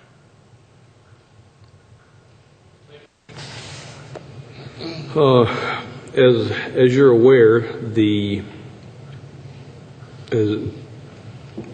we were startled, as well as I think many of our constituents and people throughout the state were startled when the audit came out and it started hitting the press that there's criminal activities going on related to the cards. And the use of the cards by state employees, I know in the corporate world that we live in, it's common practice that an employee will be given a card, and that card is his to use on company business, etc. Since the card program has only been in place since '97 and has risen over the last 5 years to prominent use, I'm wondering how much state employees that have been, in the government sector for a number of years, how they understand the use of those cards and what can and can't do. Do you have any point of perspective on that? Yes, sir, we do. In our own agency within DOES, I have about 22 purchasing cards that are used by roughly 250 staff members that compose DOES proper. And whenever we award a card to an employee, we make them sign a P-card form that dictates their responsibility in using the card and that it can only be used for business purposes.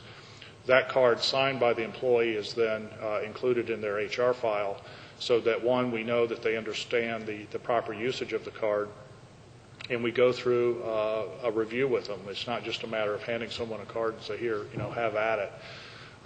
And quite honestly, from reading the findings of the audits, I think that that's one of the key areas that needs to be shorn up, if you will, within the various agencies and universities, and specifically those reported upon in the audit. We do have training underway and developed that would give agencies the information that they need to share with any new P-card users and existing P-card users.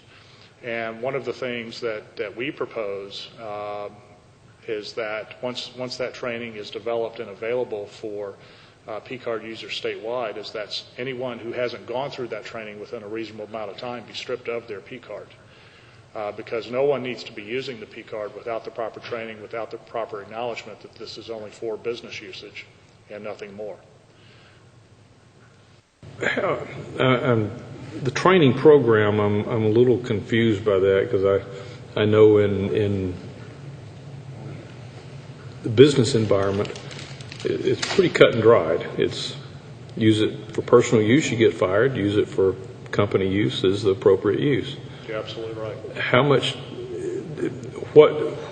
Tell me of what kind of training you foresee being to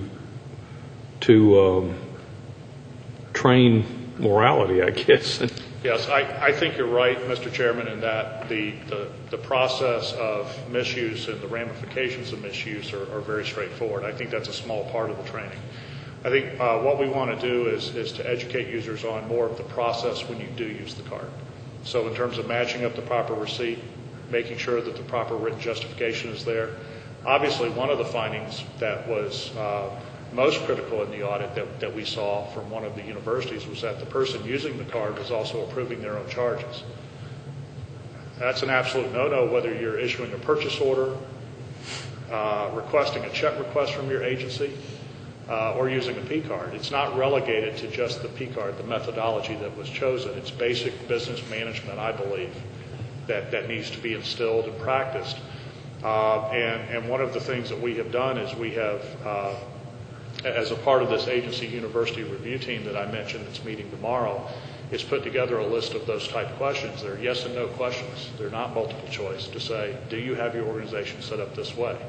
Do you have a form that clearly communicates the proper usage, and do you have the employee sign it? Do you have the appropriate level of supervisor reviewing the charges? Again, things that are listed in policy and are really common sense to any business manager, at least in my estimation. But I think that they serve as almost like a pilot before he takes off in an airplane. He's done it thousands of times, but it's let me make sure that I've done each of these. And I think that's one of the things that could maybe prompt an agency that's less attentive from a management perspective, or would ensure that all those steps are taken prior to issuance, and then obviously through the purchasing activity once the card is issued. Does DOAS also administer purchase orders for the same departments that you're doing the purchasing cards for? We do not administer purchase orders on behalf of the agencies. The agencies administer their own purchase orders, but they do so under the purview of DOAS. And likewise, we do find from time to time certain questionable purchase order activity as a part of the ongoing purchasing compliance review. For instance, we might find, and we have found, that certain offices of certain large agencies may send successive purchase orders to a given supplier for $4,900.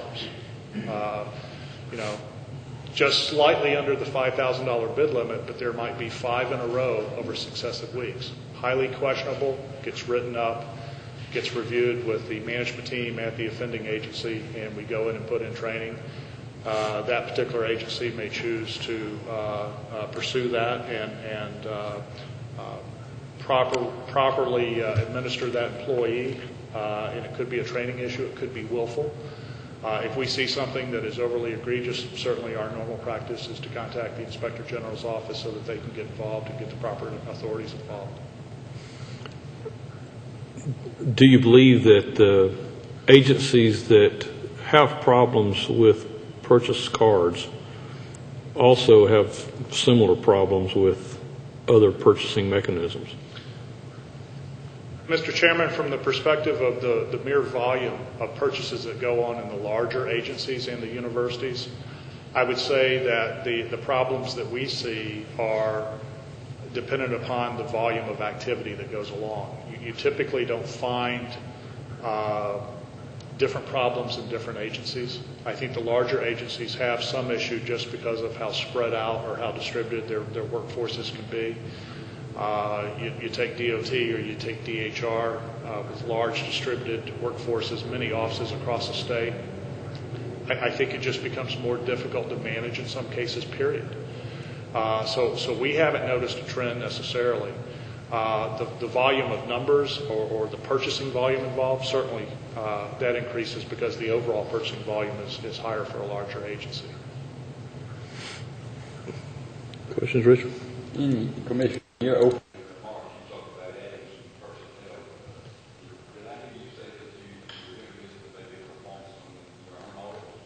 Yes, sir.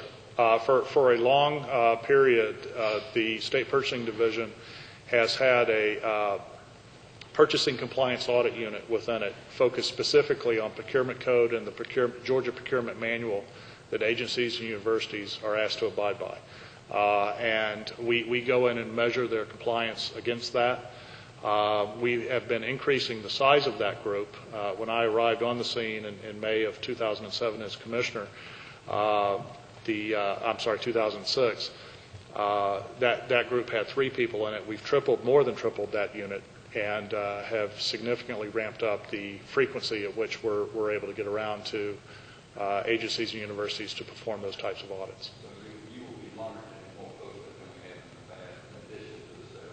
Yes, that's correct. Very much so. Now with dedicated, if I may reiterate, dedicated folks, the lady here to my right, Donna Rayner, now overseeing the P-card program from a management perspective. And so she's taking a look at various reports that come in from the bank. She has been requesting from the bank various customized reports to tell us things like who has an extraordinary credit limit, for instance, and trying to find out, does an agency have proper justification for that, and why not? Is there a P-card out there that hasn't been used? And if so, why is that? And is that a card that needs to be retrieved and we need to cancel the account and pull that in? And so that falls under Donna. And then within our infrastructure, we have the recently hired P-card auditors whose focus is specifically P-card, and they reside within this purchasing compliance review unit that I've described.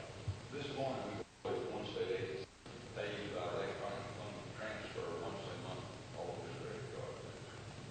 My question to them is what type of oversight is involved in the institution? Do you also look at those type of transactions? One of the things that is happening is that electronic funds transfer is automating the way that some of the institutions are paying their bills, not just the credit card bill. Again, because it eliminates the paper. It really doesn't eliminate the review and the approval process, though. At that institution or agency, they still need to be matching receipts from the purchases to the credit card statement.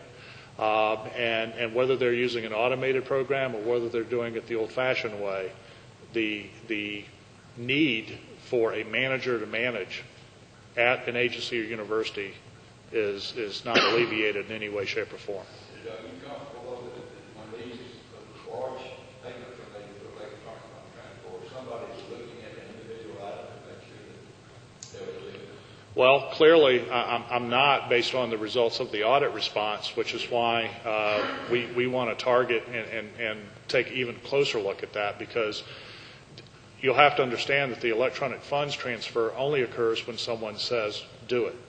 And so up to that point, the proper review must occur at the management level, the supervisor level, whoever's approving their staff's P-card purchases.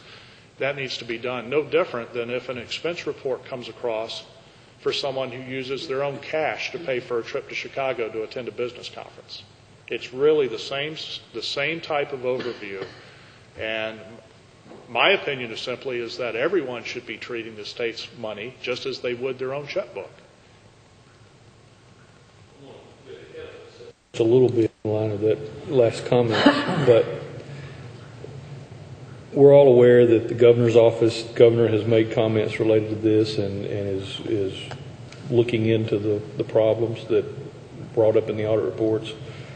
Regents, I understand from this morning, they're looking into it. Your office is setting up new policies and procedures. There's a lot of things going on right now related to the corrections related to the P cards. In light of that activity, would you think, and knowing that as we saw this morning in the state of Georgia State, there's potentially 1 in 70 abuses of card use going on, and that's based on just the audit that happened, which is a very it's the tip of the iceberg. It could be as 1 in 10 abuses going on. Do you think that it would be appropriate or necessary that these cards be temporarily bridled until some of these policies and procedures get into place?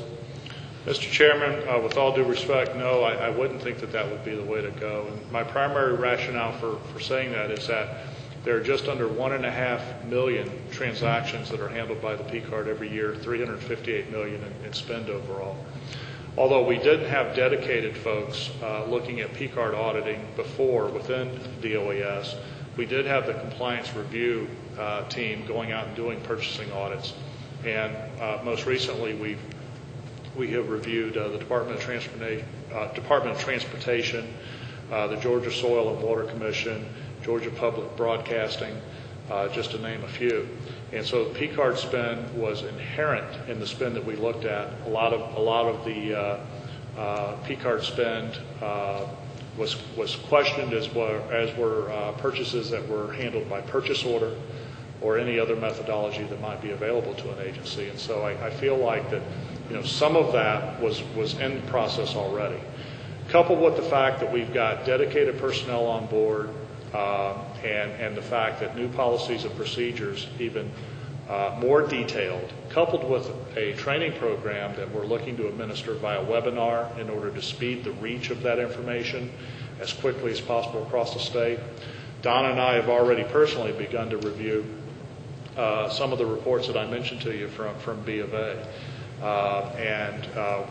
We're really taking a look at trends. We're taking a look at outlying data points that just don't seem to make any sense.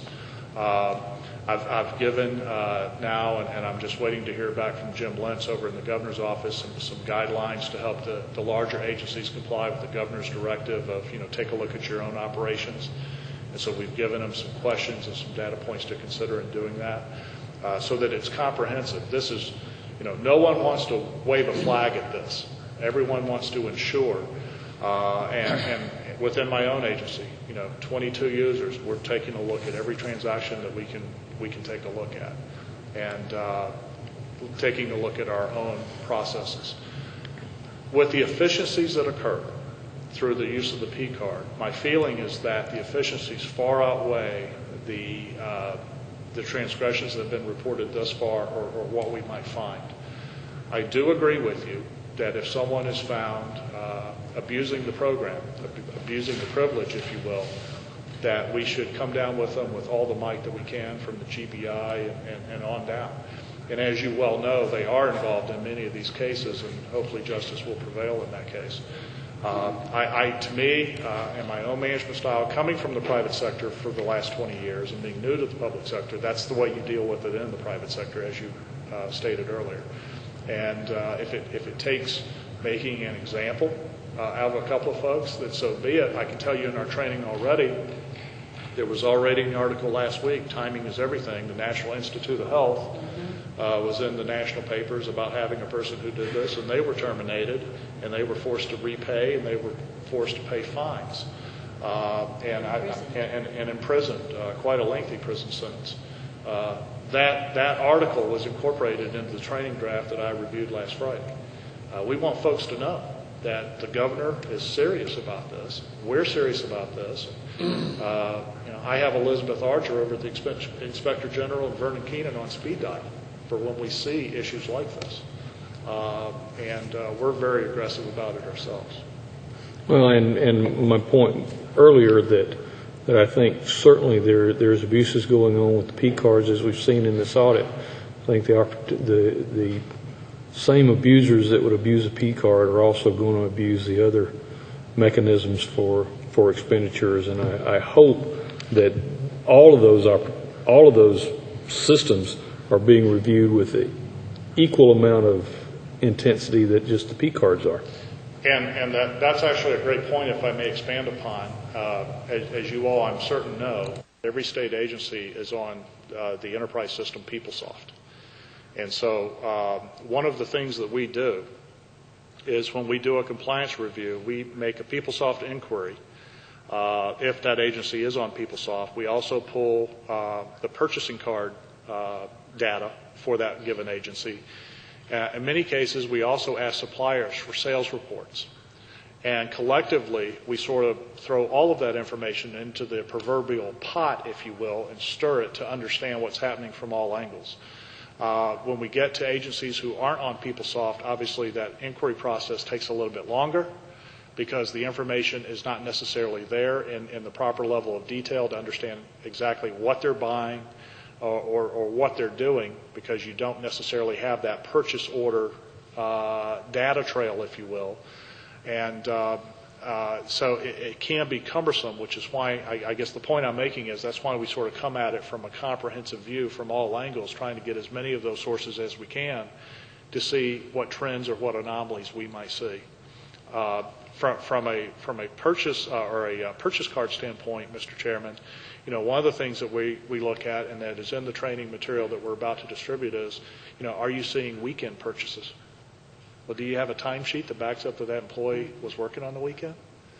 Are you seeing purchases that come through from, notable suppliers, or really what should be non-suppliers, such as Zales Jewelers? You need to be looking at that. You just can't bless it because you got a supplier name.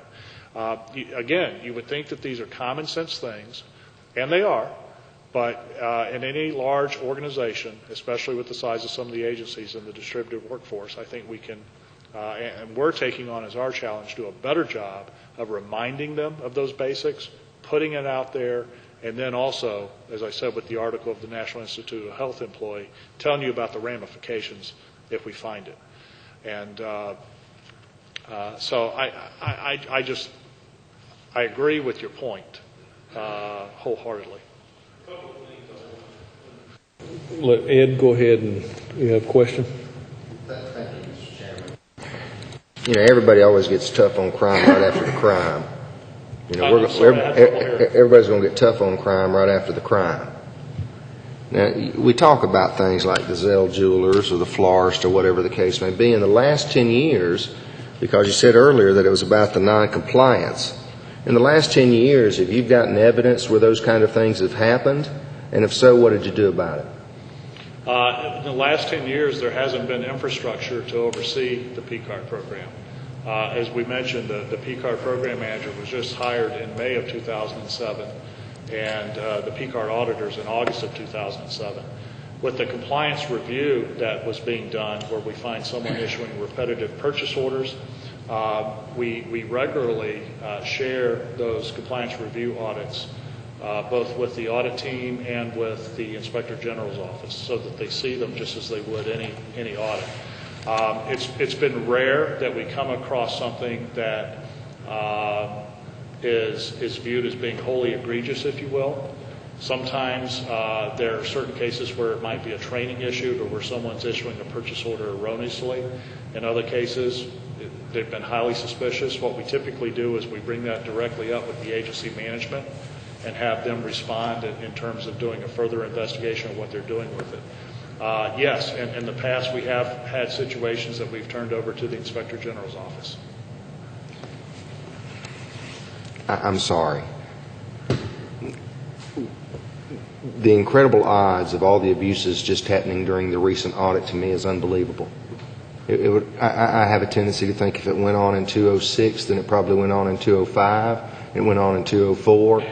And I wonder, while I appreciate your faith in human nature, there is a part of me that goes, how can you not have something in place that oversees $300 million of the taxpayers' dollars? I fail to see, when we talk about common sense, how we could say, you know what, our people are so good it could never happen. And I'd like for you to respond to that. And then secondly, is the statement of the noncompliance an after-the-fact statement? Because it was told us earlier that the policies and the procedures were too broad. Your policies and procedures. First question, in terms of the response, certainly I'm not suggesting that transgressions haven't occurred in the past. As we mentioned, when we find those, if we find that they're egregious, we have in the past notified Elizabeth Archer of the Inspector General's office in my tenure with the state. I can't speak to what happened prior to me coming on the scene. Have you found any of those criminal? In the case of fuel card, there's a dedicated card for fuel card. I know that criminal charges were being pursued by Vernon Keenan and GBI. I do not at this point know off the top of my head the final result on those as to whether or not prosecutions have occurred. Some have been as recent as the past year, and I do know that terminations occurred.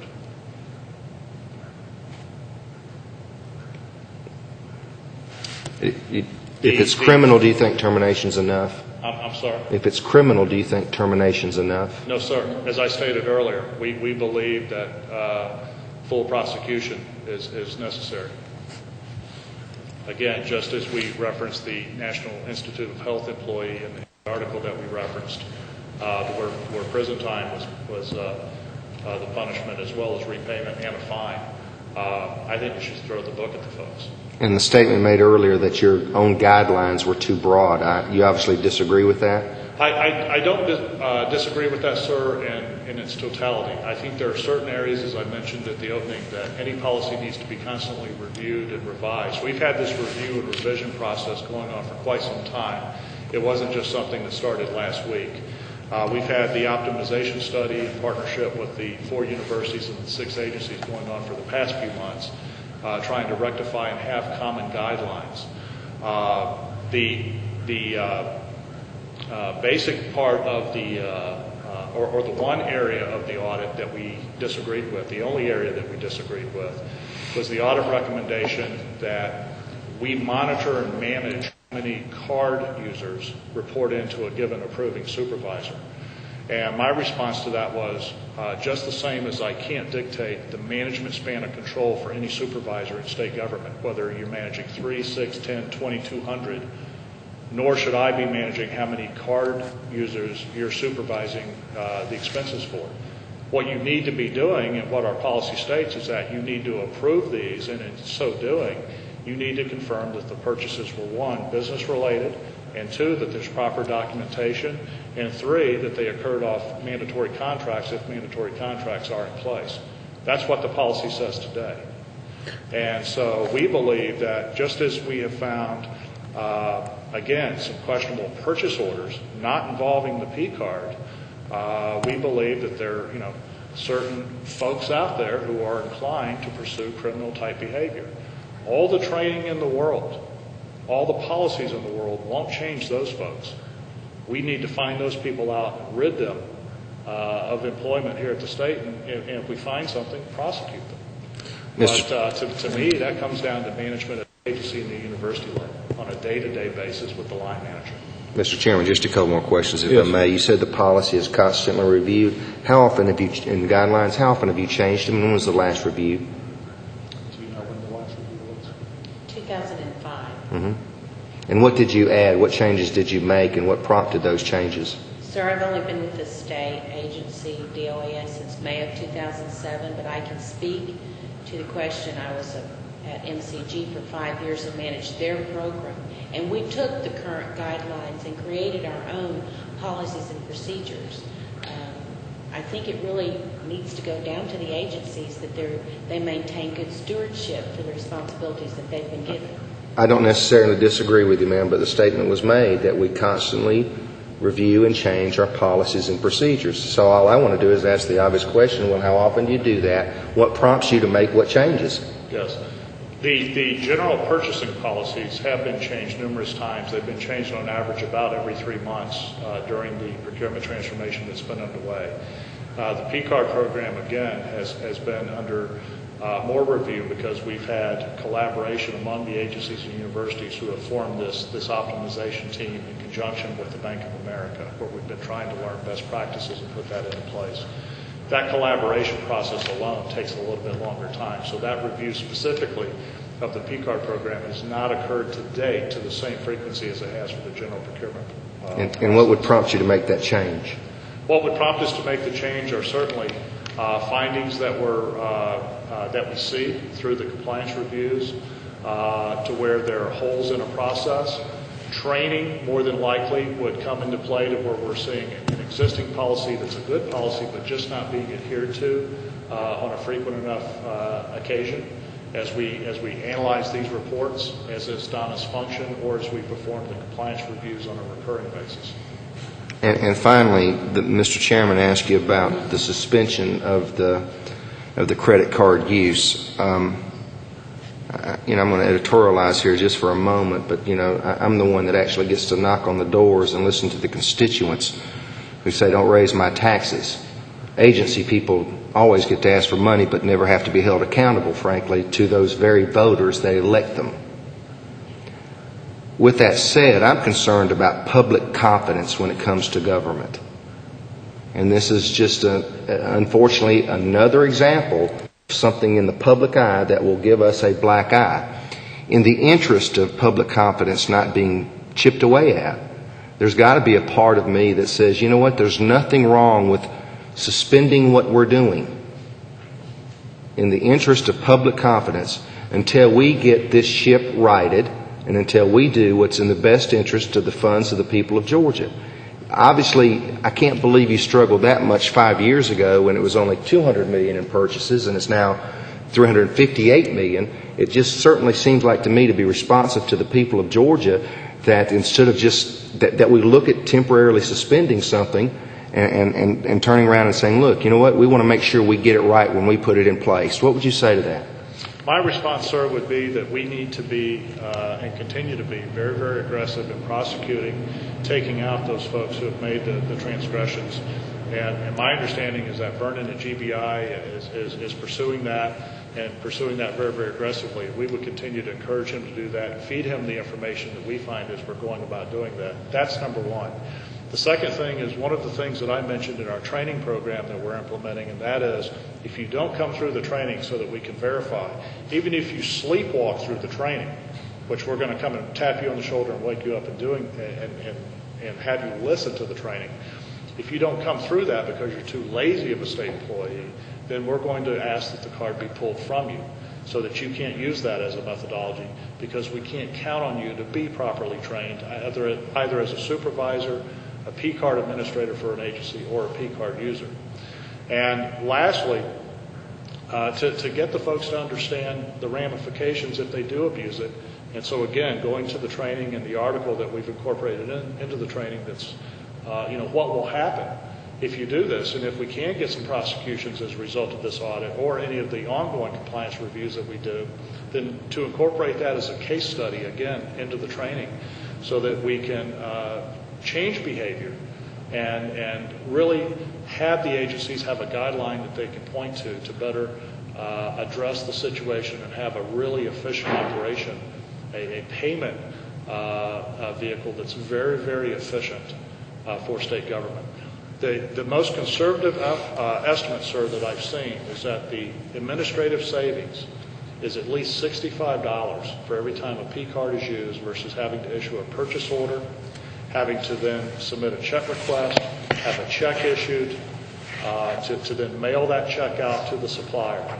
And so when a P card is used, there are significant administrative efficiencies.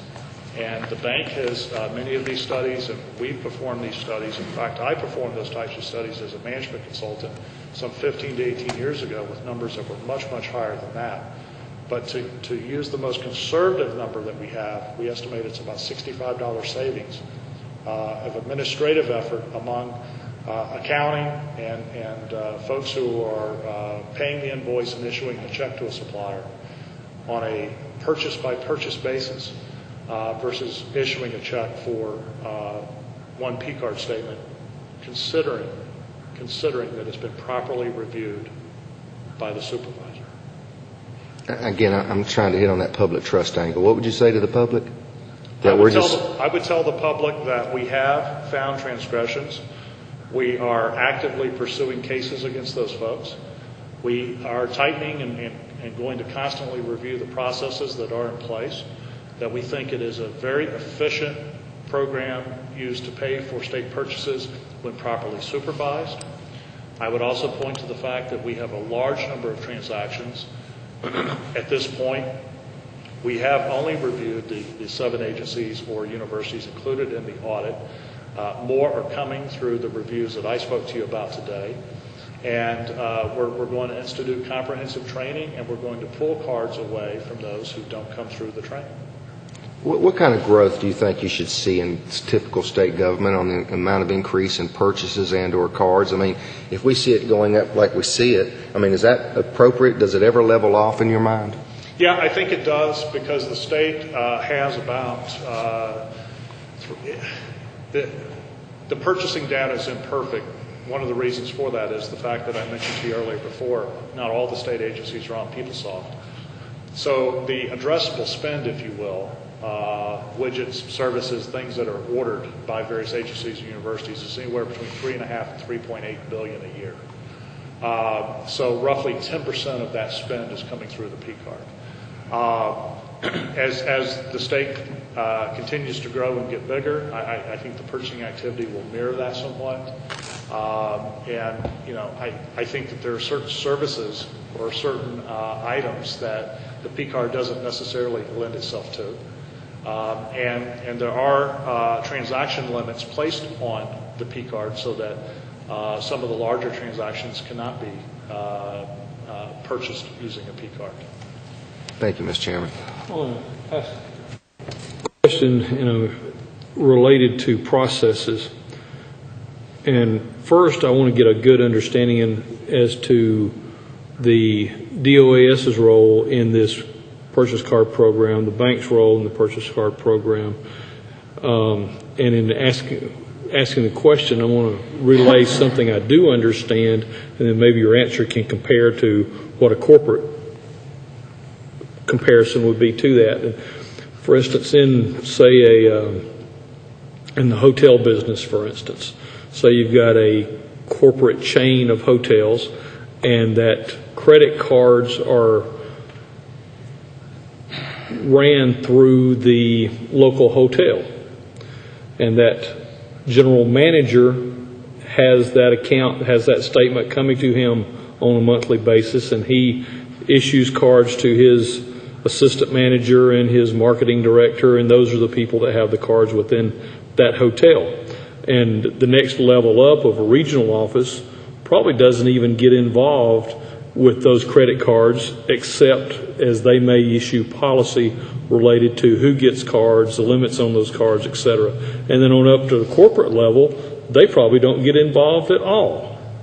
So as we look at the state, where you've got a college, for instance, that issues, that president is involved with their financial director on deciding who gets cards, and then somebody is signing off on who gets those cards and the amounts of the purchases, and on a monthly basis they review the statement and verify that those charges were appropriate, etc. Beyond that, I don't understand where your organization or the bank's involvement on those individual card purchases come into play. So, do you understand my question at all? Yes, I do. And the answer to that is that we are not involved on an individual purchase per se at the time that it occurs. The basic role that DOAS plays in conjunction with the bank, the bank obviously serves as our partner in that they provide the actual P card program itself, and they provide a tremendous amount of reporting information back to us as to the P card activity. It's that reporting information that comes back to us from the bank that now feeds the role that we have Ms. Rayner here for. and that is to take a look at anomalies in the purchase card activity by agencies. Taking a look at, are there purchases that occur above normal transaction limits? Are there purchases that are occurring to the same supplier over and over and over that might lead to an inquiry that she might look into to determine what's going on with that? Does someone have excessive credit limits that the card has been set up perhaps to where they maybe are planning for an emergency situation, hurricane season, something coming down the pipe, but yet they don't understand that credit limits can be ramped up at a moment's notice if an inquiry is placed into DOES so that we can accommodate, say, a natural disaster situation. And so what we do is we take a look at information on a regular basis to try to find trends, to try to find anomalies, to see if there's any activity that can be detected. In a lot of cases, we can from taking a look at that because purchases typically follow a fairly normal pattern. They're typically small dollar purchases. That's where this P card is used most effectively.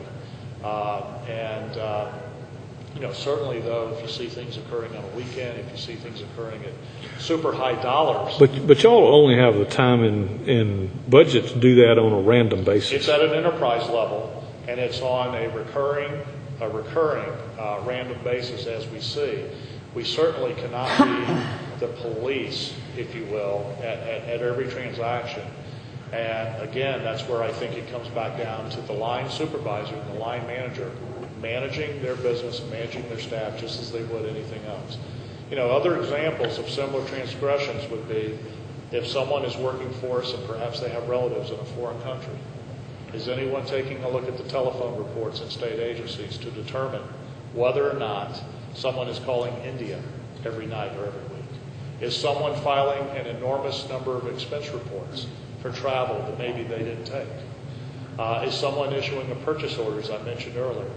And so our group takes a look at the purchase orders, and we're starting to take a look at the P cards. But shouldn't that be checked down at not at the agency level, but on down at the department level inside the agency? Yes, sir, that's exactly what I'm saying, at the line manager level within the agency or university. And that's where this type of program is managed, both in the private sector as well as in the public sector when best practices are adopted, just as it is for any other area of management. This is really no different, is my point. And, our job is to provide the guidelines that give you just as Donna said when she was with the Medical College of Georgia, she took the statewide guidelines and she implemented those within the university so that the user base was aware of them and that they complied with them. And that was her function there at the university.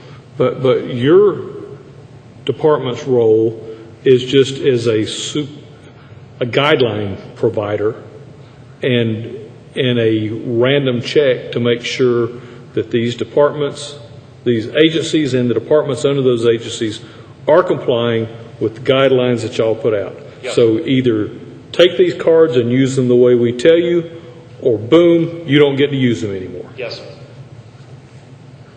And that's it. I mean, your role is no more, no less than that right there. Is that correct? That is my understanding, as well as educating and training to those policies and procedures. And we're aggressively pursuing that as we are for all procurement skill sets across the state. And y'all been doing that continuously? On the purchasing guidelines, yes, but not previously to the extent on P card, where we've had dedicated staff against the P card. That's been a new investment that, again, when we started transforming the procurement function, we identified as an area of need. Well, but the state budget has, in the last 10 years, only gone up 23%, where the use of P cards has gone up much more than that. But where your oversight is on the purchase orders or whether it's on P cards, the state budget's having a small proportional increase in volume. You've had you may be doing much more load in the P card review, but it just came out of the purchase order You shifted. It didn't overall increase that much. It just shifted. Yes, I believe that to be true. Okay. Mr. Chairman, Yes. talk about your guidelines of how you issue the cards. Specifically, a card is issued within an agency. And anybody ask for it, they get it? Do you want to address? No, sir, they do not. There is a process in place. We call it a P-card request form that must be reviewed by the first-line supervisor and the first-line manager. And they look at the card holder. They must have procurement responsibilities for small dollars. What percentage do you reject them? I'm sorry? What percentage do you reject? Guidelines, you'd reject them, correct? No, sir. If it comes across with approval signatures from a first-line manager and a first-line supervisor, we do not reject those cards. Okay, so then they are automatically approved if they're asked, Well, if they meet the criteria. Well, they're approved by the line manager within the agency who's verifying that they've got purchasing responsibility, that P-card, that proposed P-card user has purchasing responsibility. It was brought to our attention earlier that in one case, and my numbers are going to be a little foggy, but it was something to the effect that they had, some institution had 270 cards and 30 of them were inactive, something like that. And I was curious of why would someone even want a card if they don't plan on using it? Which leads me to the ultimate question of if there's 20,000 cards out there, what do you think is the appropriate number of cards that should be out there? Is 20,000 too much? Too many? Sir, we can't make that determination because it's based on personnel that have procurement responsibilities. A lot of times, and I'm not saying in this instance, but a lot of times you will need a backup card holder because a card holder can only use one card. And if that person is out or on vacation, there has to be a backup card holder, and that may be part of it. I'm not saying that's going to be 100%, but we do encourage every department to have a backup card holder. Y'all do issue guidelines to departments and agencies as to who should and should not receive cards. Yes, sir. That's a part of the current guidelines that we have. Let's take, for instance, in the case of Georgia Tech, which holds 1,946 cards. I'm not sure how many employees they have over there, but I'm assuming it's probably 10% are card holders maybe. Would they have 20,000 employees? I don't have any idea. I mean, But you said if they don't have procurement responsibilities. Yes, sir. If I'm a assistant to a professor, Yes, sir. and I occasionally will be charged with going to the Office Depot and getting paper, etc., is that a procurement responsibility? Yes, sir, but in this particular instance, if I may, this particular person was a program coordinator, and she was given 100% buying privileges. Well, I'm trying to ask generic. I know generically, it parallels that, but Yes. But my question is leading to the point of back to my corporate comparison. If a department buys paper and does a volume purchase on paper there and office goods, there's no necessity or need for that assistant to be in a procurement position. You just requisition it from the warehouse. Well, you could, sir, but in this particular example that you're mentioning, Office Depot is on a statewide contract. So Office Depot is the warehouse. Yes, sir. Effectively. Yes, sir. The other thing to keep in mind, though, Mr. Chairman, is that at Georgia Tech, if I'm not mistaken, the procurement function has, I want to say it's 6 to 8 people in it. And so there's not nearly the resources, all of the available resources at that institution nor any other, where it be a state agency or a state university, to where all of those requests could come through, say, 6 to 8 people. There's just too much volume for that to occur. But the increase in headcount, and this is where some of the efficiencies come from, the increase in headcount to be able to handle each and every one of those as a purchase order would mean a tremendous investment in headcount in order to do that. And so that's where some of these efficiencies come from. Now, on the other hand, if that person, whether they're buying a piece of lab equipment, an office supply, or something on an emergency basis that professor needs, again, if it's properly supervised and if the existing guidelines are followed, then we don't have an issue. We don't have a meeting. We don't have anything to talk about. But in all cases, that's not being done because it has been lax at that manager level. And in that particular example that you cite, that professor is acting as the manager, and is utterly, completely failing to manage. And Mr. Chairman, if I may add, also in a research institution like Georgia Tech and in college situations, we have laboratories and professors who receive federal grants, sponsored research. They're pretty protective of those funds. They can't, by the nature of those funds and those grants, they can't share. So they're very protective in terms of managing those resources and managing those purchases.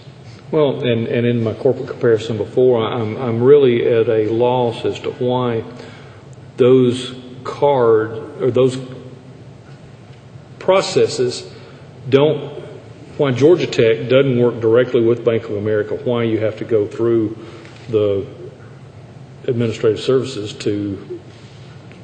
why there's not a direct relationship at a smaller entity, like in the hotel that has its own card facilities. Well, Georgia Tech has direct access to the bank for any reporting that they want, and so they have that capability. But in terms of overall guidelines and the general oversight of the program and putting the program out there, that's offered by DOAS. But just as we would have any statewide contract out there, on a day-to-day basis, the entity, the university or the agency, would be able to conduct business directly with so the bank does send statements to, it's not routed through, its statement goes to the department and I suppose to the college and at different levels. Absolutely, it goes directly to the customer, yes. And with that, let's transfer welcome. Thank you all for coming. Certainly. I said something I think is worth of questioning there. Ma'am, you mentioned the fact that you recommend to everyone that they have a back purchaser. For departments that have high procurement activity, that they have a backup card holder. Okay, now that would be for what purpose then? Walk me through that. In the event that the main card holder, or the one that has the main procurement responsibility, is out, for whatever reason, there would be another card holder that could continue the use of a P card when the department needed it. Because each card holder is an individual card holder and they can't share cards. Right, and that was kind of where my logic was taking me, which is, if someone went on vacation for 2 weeks, then that would delay the process. But other than that, the incidentals would be a day that they're out sick or 2 or 3 days in which they may be traveling somewhere else. And I just often wonder, frankly, the sense of urgency of those particular purchases where they can't wait that length of time. Well, I can only speak to my experience at the medical college, and with the researcher, they're always wanting something yesterday. And when they're doing their research, if they need a chemical and that card holder's not there, they need to know what they can do. Do you believe that the more cards that are out there, the more potential there is for abuse? No, sir, I don't think the abuse is based on that. I think the abuse is based on people not being good stewards. Okay, so you believe that if there was only 10 cards in the state, the chances of the abuse percentage would be the same as if there was 10,000? Exactly. Okay. I think that, if I may add to that, this is not a bad point. This is actually a good point because it speaks to the control. The control is that only the card user named on the card should be using that card. And again, the authorization form that DOAS offers out to the state to utilize to get card holders approved states that only the card holder should be using the card for purchases. I should not give it to Tim as I go away on vacation and say, here, if any purchases come up, use it. Because then I've mixed the responsibility for who handled those purchases, because I could always say, well, he did it. No, he did it. You don't want to do that. So while it may seem on the surface, if I may, that there's some cards out there that are extra, it's actually a best practice to have it structured this way. And I think the bank would back me up on this, so that you have dedicated card users only purchasing what they purchase. And to your point, sir, about the protective of federal grants, Yes, the professors are very protective of federal grants. Based on earlier testimony, I get a little confused on why they would be so protective of federal grants, but not as protective of state dollars. I don't see any difference that they have the stewardship to be protective of all those resources that enable them to do their work. So you're not suggesting they're more protective over no, state sir. dollars than they are That's over not federal implying grants? that. No, sir. They would be abusive, just as abusive potentially in both cases, or just as Absolutely. responsible in both cases? Absolutely. Thank you. I wanted to get a clarification. Thank you, Mr. Chairman. Thank you. I'm Betty Turner with Bank of America, and I have governmental affairs responsibilities for Georgia and Carolina. So I want to introduce you to the team that we have here today. To my left is Orson Morgan, and Orson is the account manager for the purchase card product, and he works in Georgia and several other states as well, and works with local and state governments and agencies on the purchase card. Next to him is Bobby Chestnut, and Bobby is the market executive for our government banking relationships in the Southeast. And next to him is Brent Winger, who is manager of government banking in a couple of states, including Georgia in the South. What we hope to do, and I think what you want from us, and Orson will do most of this, is talk to you about how the purchase card works from the bank's perspective, how it is different from a consumer credit card, because I think most of us think about this as just a credit card, and it's a little different than that. What controls are on our side of the street, and what we are able to do to help monitor or deal with the purchase card, and what we can provide as a control, what kind of reports are out there, and what our experience has been either with the corporate world or the government world on purchase cards. So if you want, we'll have Orson to sort of go over that little scope, and then other questions you might have, any of us will be free to answer them for you. Mr. Chairman, members of the committee, I guess a good springboard point to jump off in is just kind of discern the difference between a credit card versus a purchasing card. On the credit card side or the consumer side, once you activate that card, you can use that card wherever Visa or MasterCard is accepted, and the only real control you have is the overall credit limit for that card. On the purchasing card side, you have controls in the sense that you can block or open up what merchant that card can be used at. You have the ability to control the single transaction limit, the number of transactions an individual can do per day, per month, per cycle. There's another distinction in terms of reporting. On the consumer side, you'll get your monthly statement. On the purchasing card side, you'll get some information reporting. In some instances, you'll get line item detail that come along with the transaction data. So those are one of the two key points that you'd like to differentiate between credit card versus a purchasing card. In terms of how things operate, state and local government versus the corporate side of the business, there's not much of a difference. I think that the major difference would be that on the state and local government side, you're more bound to state law, obviously, what you can spend in terms of a no-bid limit, where we don't see that on the private sector side. Anything you wanted me to dig into a little bit more? We control, like Orson said, what merchants, or we can block what merchants, but that information has to come from DOAS of don't accept charges from this entity, this group of entities. We can't go to the specific level. If you say hotel, we can't say no hotels in Vegas, for instance, but we can say no hotels. If you said Amazon.com, we can block an Amazon, the type of thing Amazon.com is, type of entity, but we can't block that someone is not buying books, they're buying jewelry. And so DOAS has provided you a list of unapproved purchases. Yes, sir. We have an established Georgia set of merchant category codes that any state agency or college, when they establish a purchasing card program, they all begin with the same set of codes that are available to them. So is it a list of unapproved or a list of approved? It's a list of approved. So anything that's not in that list, if a cardholder tries to go to that merchant, that card would decline.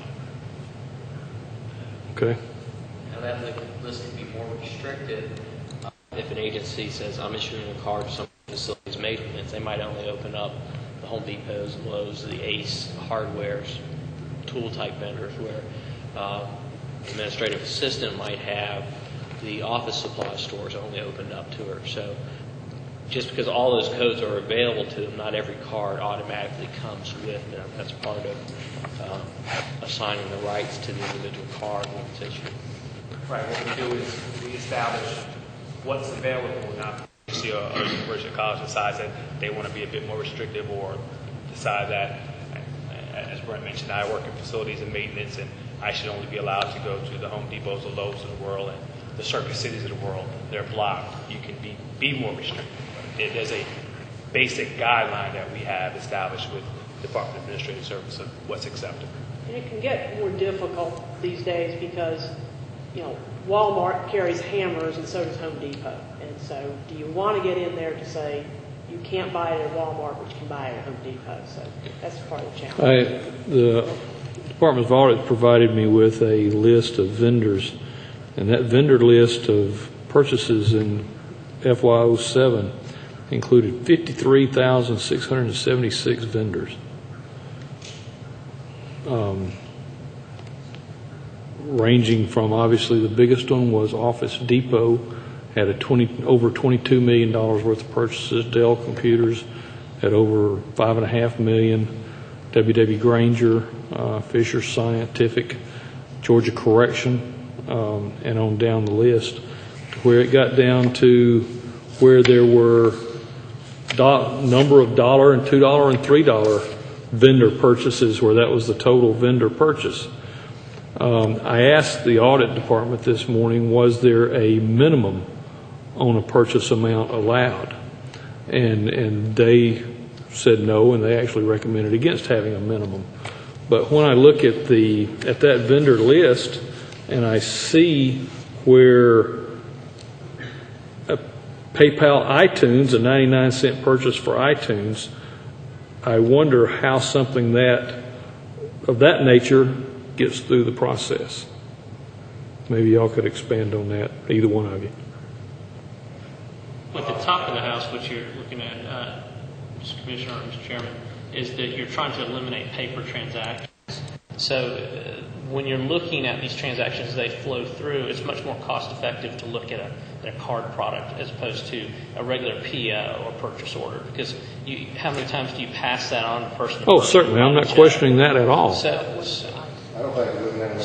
you're talking about iTunes itself?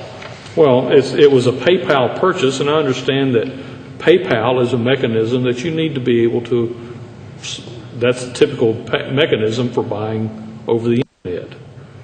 But can there not be a check that an iTunes, that a PayPal is as you said, the Walmart versus the Home Depot scenario. PayPal is a very wide spectrum that you can buy anything over. So that would be like using U.S. dollars versus Canadian dollars almost. So shouldn't there be a sorting mechanism that would break it down further than just PayPal? Well, Mr. Chairman, if I may, first of all, the first 6 or 7 companies that you mentioned are all companies that either have statewide university or agency contracts, including Georgia Correctional Industries, who is in place to provide business cards to the state that the inmates make. So those are established contracts that are in place. With the issue of using PayPal to pay for iTunes, again, if at the local manager level, audits was able to determine, I'm assuming that it was an iTunes song that was downloaded that came through PayPal based off information that either the bank provided or that was included in the documentation from the user who purchased the song. And I haven't seen that bit of information myself. But again, if I'm taking a look at what is on the bill versus what the P card user who generated the purchase, if I'm managing, I go to that person and say, could you please explain? I know it's only 99 cents, but please explain, because 99 cents is the same as $9,900. And it's literally that type of information that must be questioned each and every time one of these bills is paid. And it's no different than an expense report to where someone throws on, $2 to pay the porter at the door. Well, the state travel policy says you can't tip the porter at the door. So if you throw it on $2 to $5 every time you file an expense report to go attend a business conference or travel down to Savannah, you're getting paid something that you're not entitled to, and the manager has to catch that. That's the manager's role.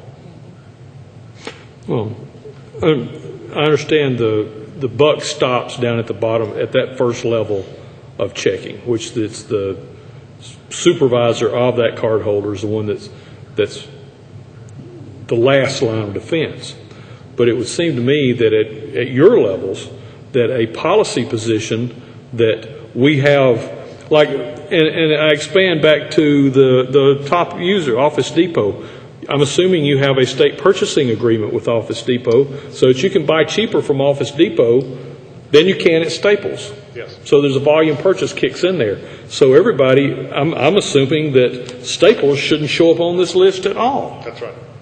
And I haven't looked with 57,000 entries. I haven't looked through to see if they're there. But the only situation to where they might is if there is an emergency purchase need, to where someone is in a situation of where they're registered on the Office Depot order portal, which is an online way to order the items, and they don't have access to that. They may be preparing for a conference after hours tomorrow, and Staples is right around the room from their hotel. I mean, there are emergency purchase situations that are legitimate that crop up, and the policy allows folks to circumvent the statewide contract in that event.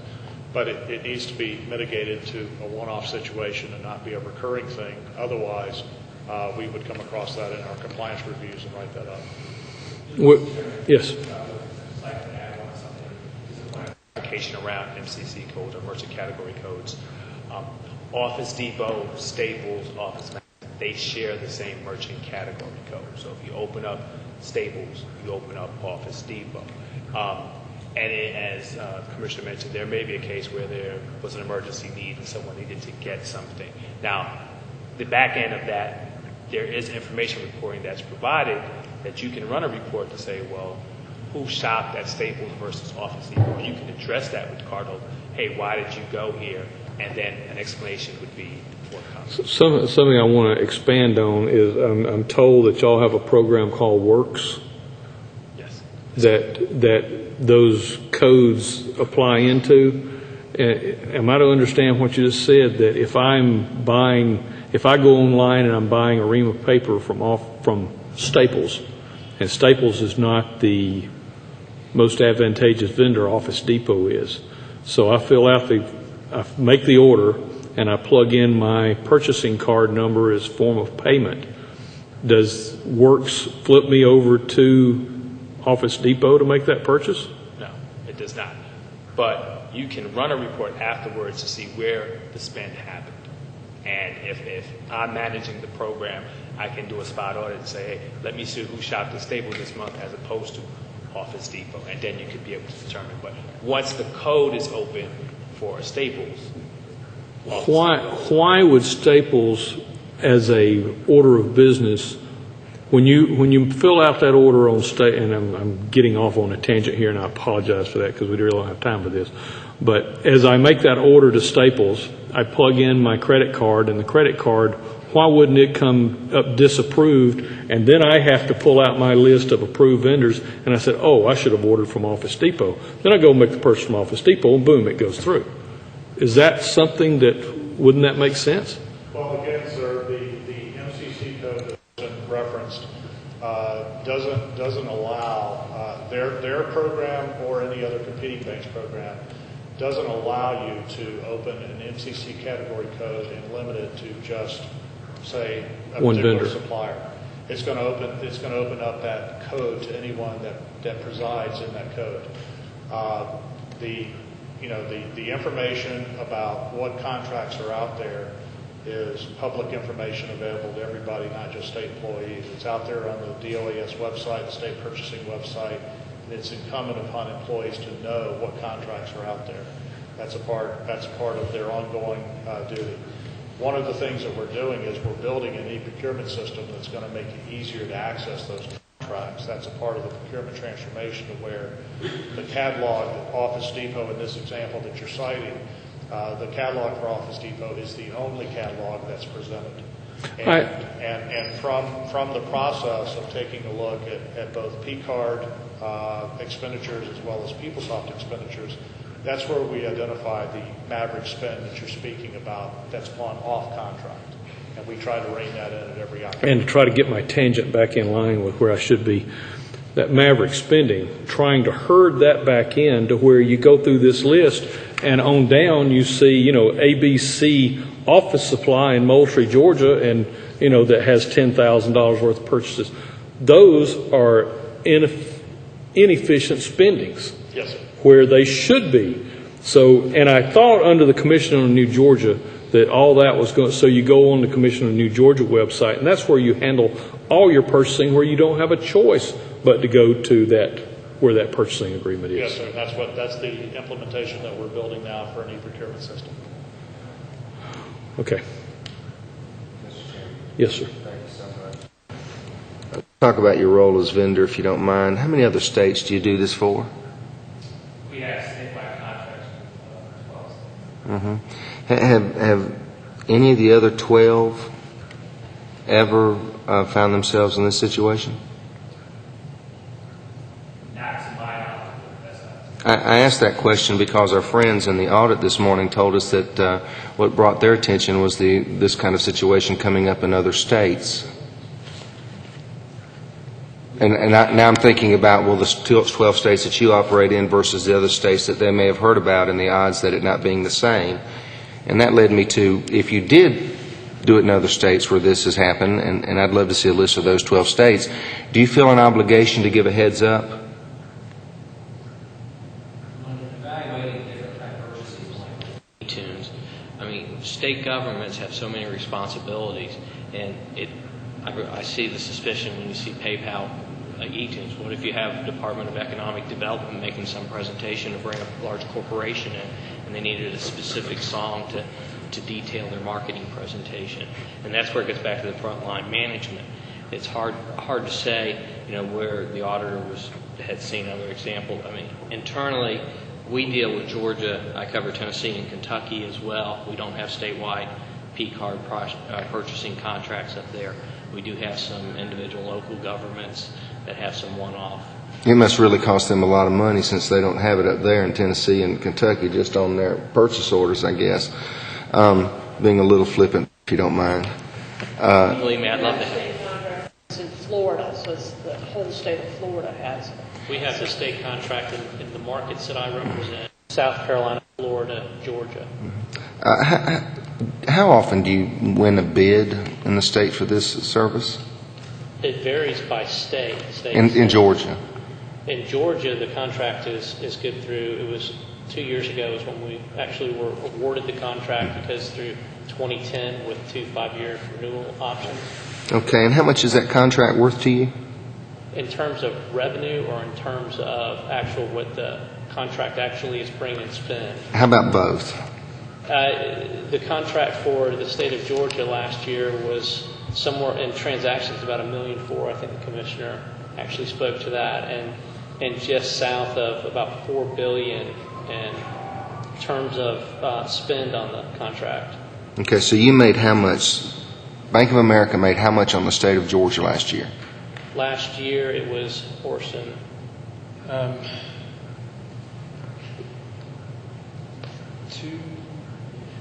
was right around $2 million, I believe. I don't have the exact number. But how is that paid? It's not state, isn't it the transaction? Right. It's the transaction. It's where You get a percentage of transaction? Right. And it's not a commission? Essentially, the transaction is taken from where the vendor is being paid on the interchange side of the credit card transactions, how the bank is compensated for that. And I know it's not your business at all. In fact, I would assume that if it was a business and not taxpayers' expense, that the more cards and the more transactions, the better off you are. That is I mean, that's what you're selling. That is correct. As far as the way we make the money on it, we get an interchange fee back from the card association. I'm sorry. We get an interchange fee back from the card associations. And then of that interchange fee, we pass over 2/3 of that with this contract with the state of Georgia back to the state in the form of a rebate. So And that goes back to you. Isn't that where those dollars go? So you win a bid and you get a percentage, and then a percentage of what you get goes back to the people who issue. Did I miss? Is that the right? That's correct. It goes back in a lump sum. Okay. I do have one question that came up in our discussions earlier with the others, that y'all give a rebate back to DOAS, and that rebate doesn't go into the general budget, it goes into DOAS operations. Is that correct? Yes. How long has that been the case? Because before it did go into the general budget, did it not? I believe House Bill 312 gave us the ability to maintain these rebates and administrative fees. And currently, they're going to fund, these proceeds are going towards the funding of the e-procurement system that I mentioned to you earlier, which is going to be about an $18 to $20 million implementation. And getting close to the end, I hope. The limited vendor list, approved vendor list that y'all issued to the bank,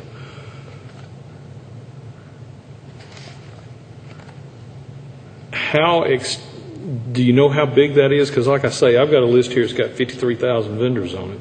I can after that, sir. I have it. We would be more than happy to provide that by email or to hand deliver it over to you. I would appreciate that, because I'm seeing,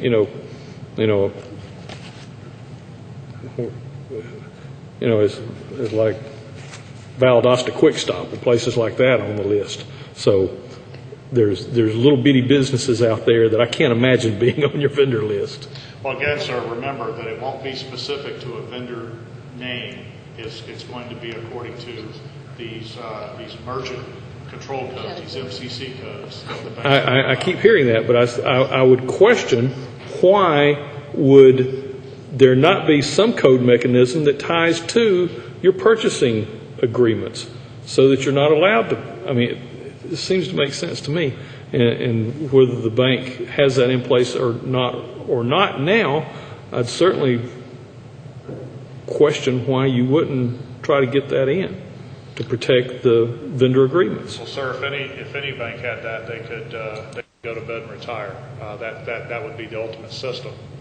It really goes back to the procurement system that an entity would have in place. And in the private sector, you have such a system that is restrictive, so that you can actually force your buyers to use only those suppliers that are approved.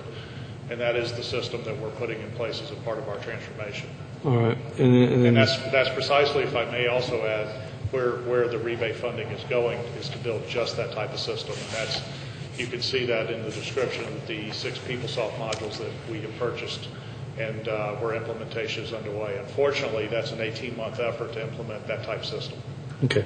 Last couple of questions. Let me throw these out, and then you finish up. The cost per transaction, the administrative cost per transaction, do you have a handle on what that is? For a P-card transaction? Yes. The estimate is in the high $20 range, roughly $27. And the reason I ask that, I see these 1s and 2s and $3 purchases on there.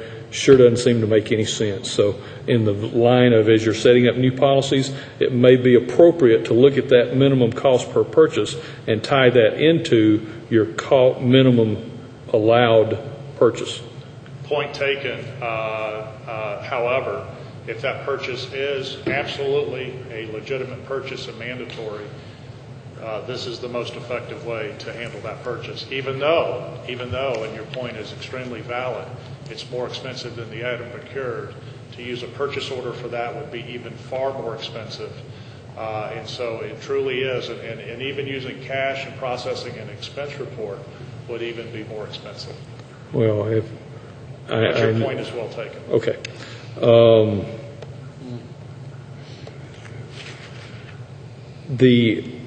As you are working on that merchant list, I hope that you'll be taking into the consideration the information that came from the auditors and their vendor list categories as to compiling that approved vendor list.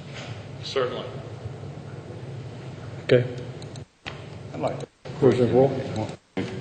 Following that line of reasoning, are you saying that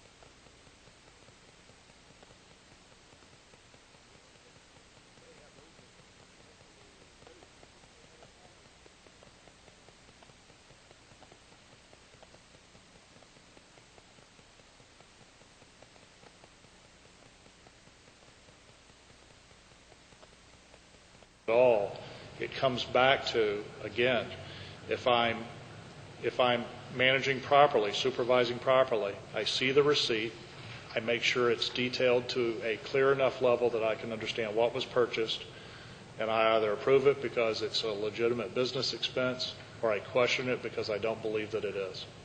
And there is no mechanism, there's no computer system, there's no other methodology anywhere that can circumvent poor management or lack of supervision in that regard.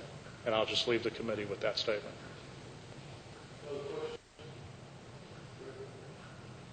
This is, I promise, my last question. You had mentioned in the beginning that anything over $5,000 has to go through a competitive bid process. Yes, sir. But yet I see in the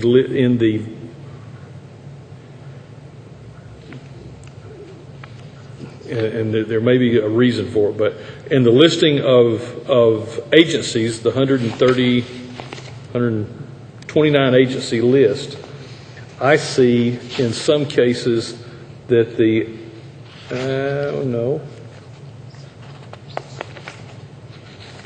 wasn't in that list. It was in the vendor list. There's some vendor purchases. Here's one that was a payment reversal, and I have no idea what that is.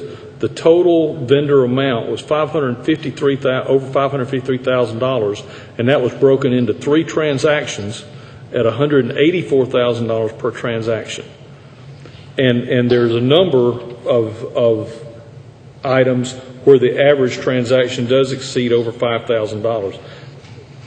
That one I know you're going to have to research a little bit to answer, but if you would, look into that one for me. Yes, sir. We have some of those answers here if you'd like. Shoot. The 500 and some odd thousand was a payment from the entity. I don't know which list you're looking at, but that sounds very much like an entity payment. That's why it would show up as a reversal on that list.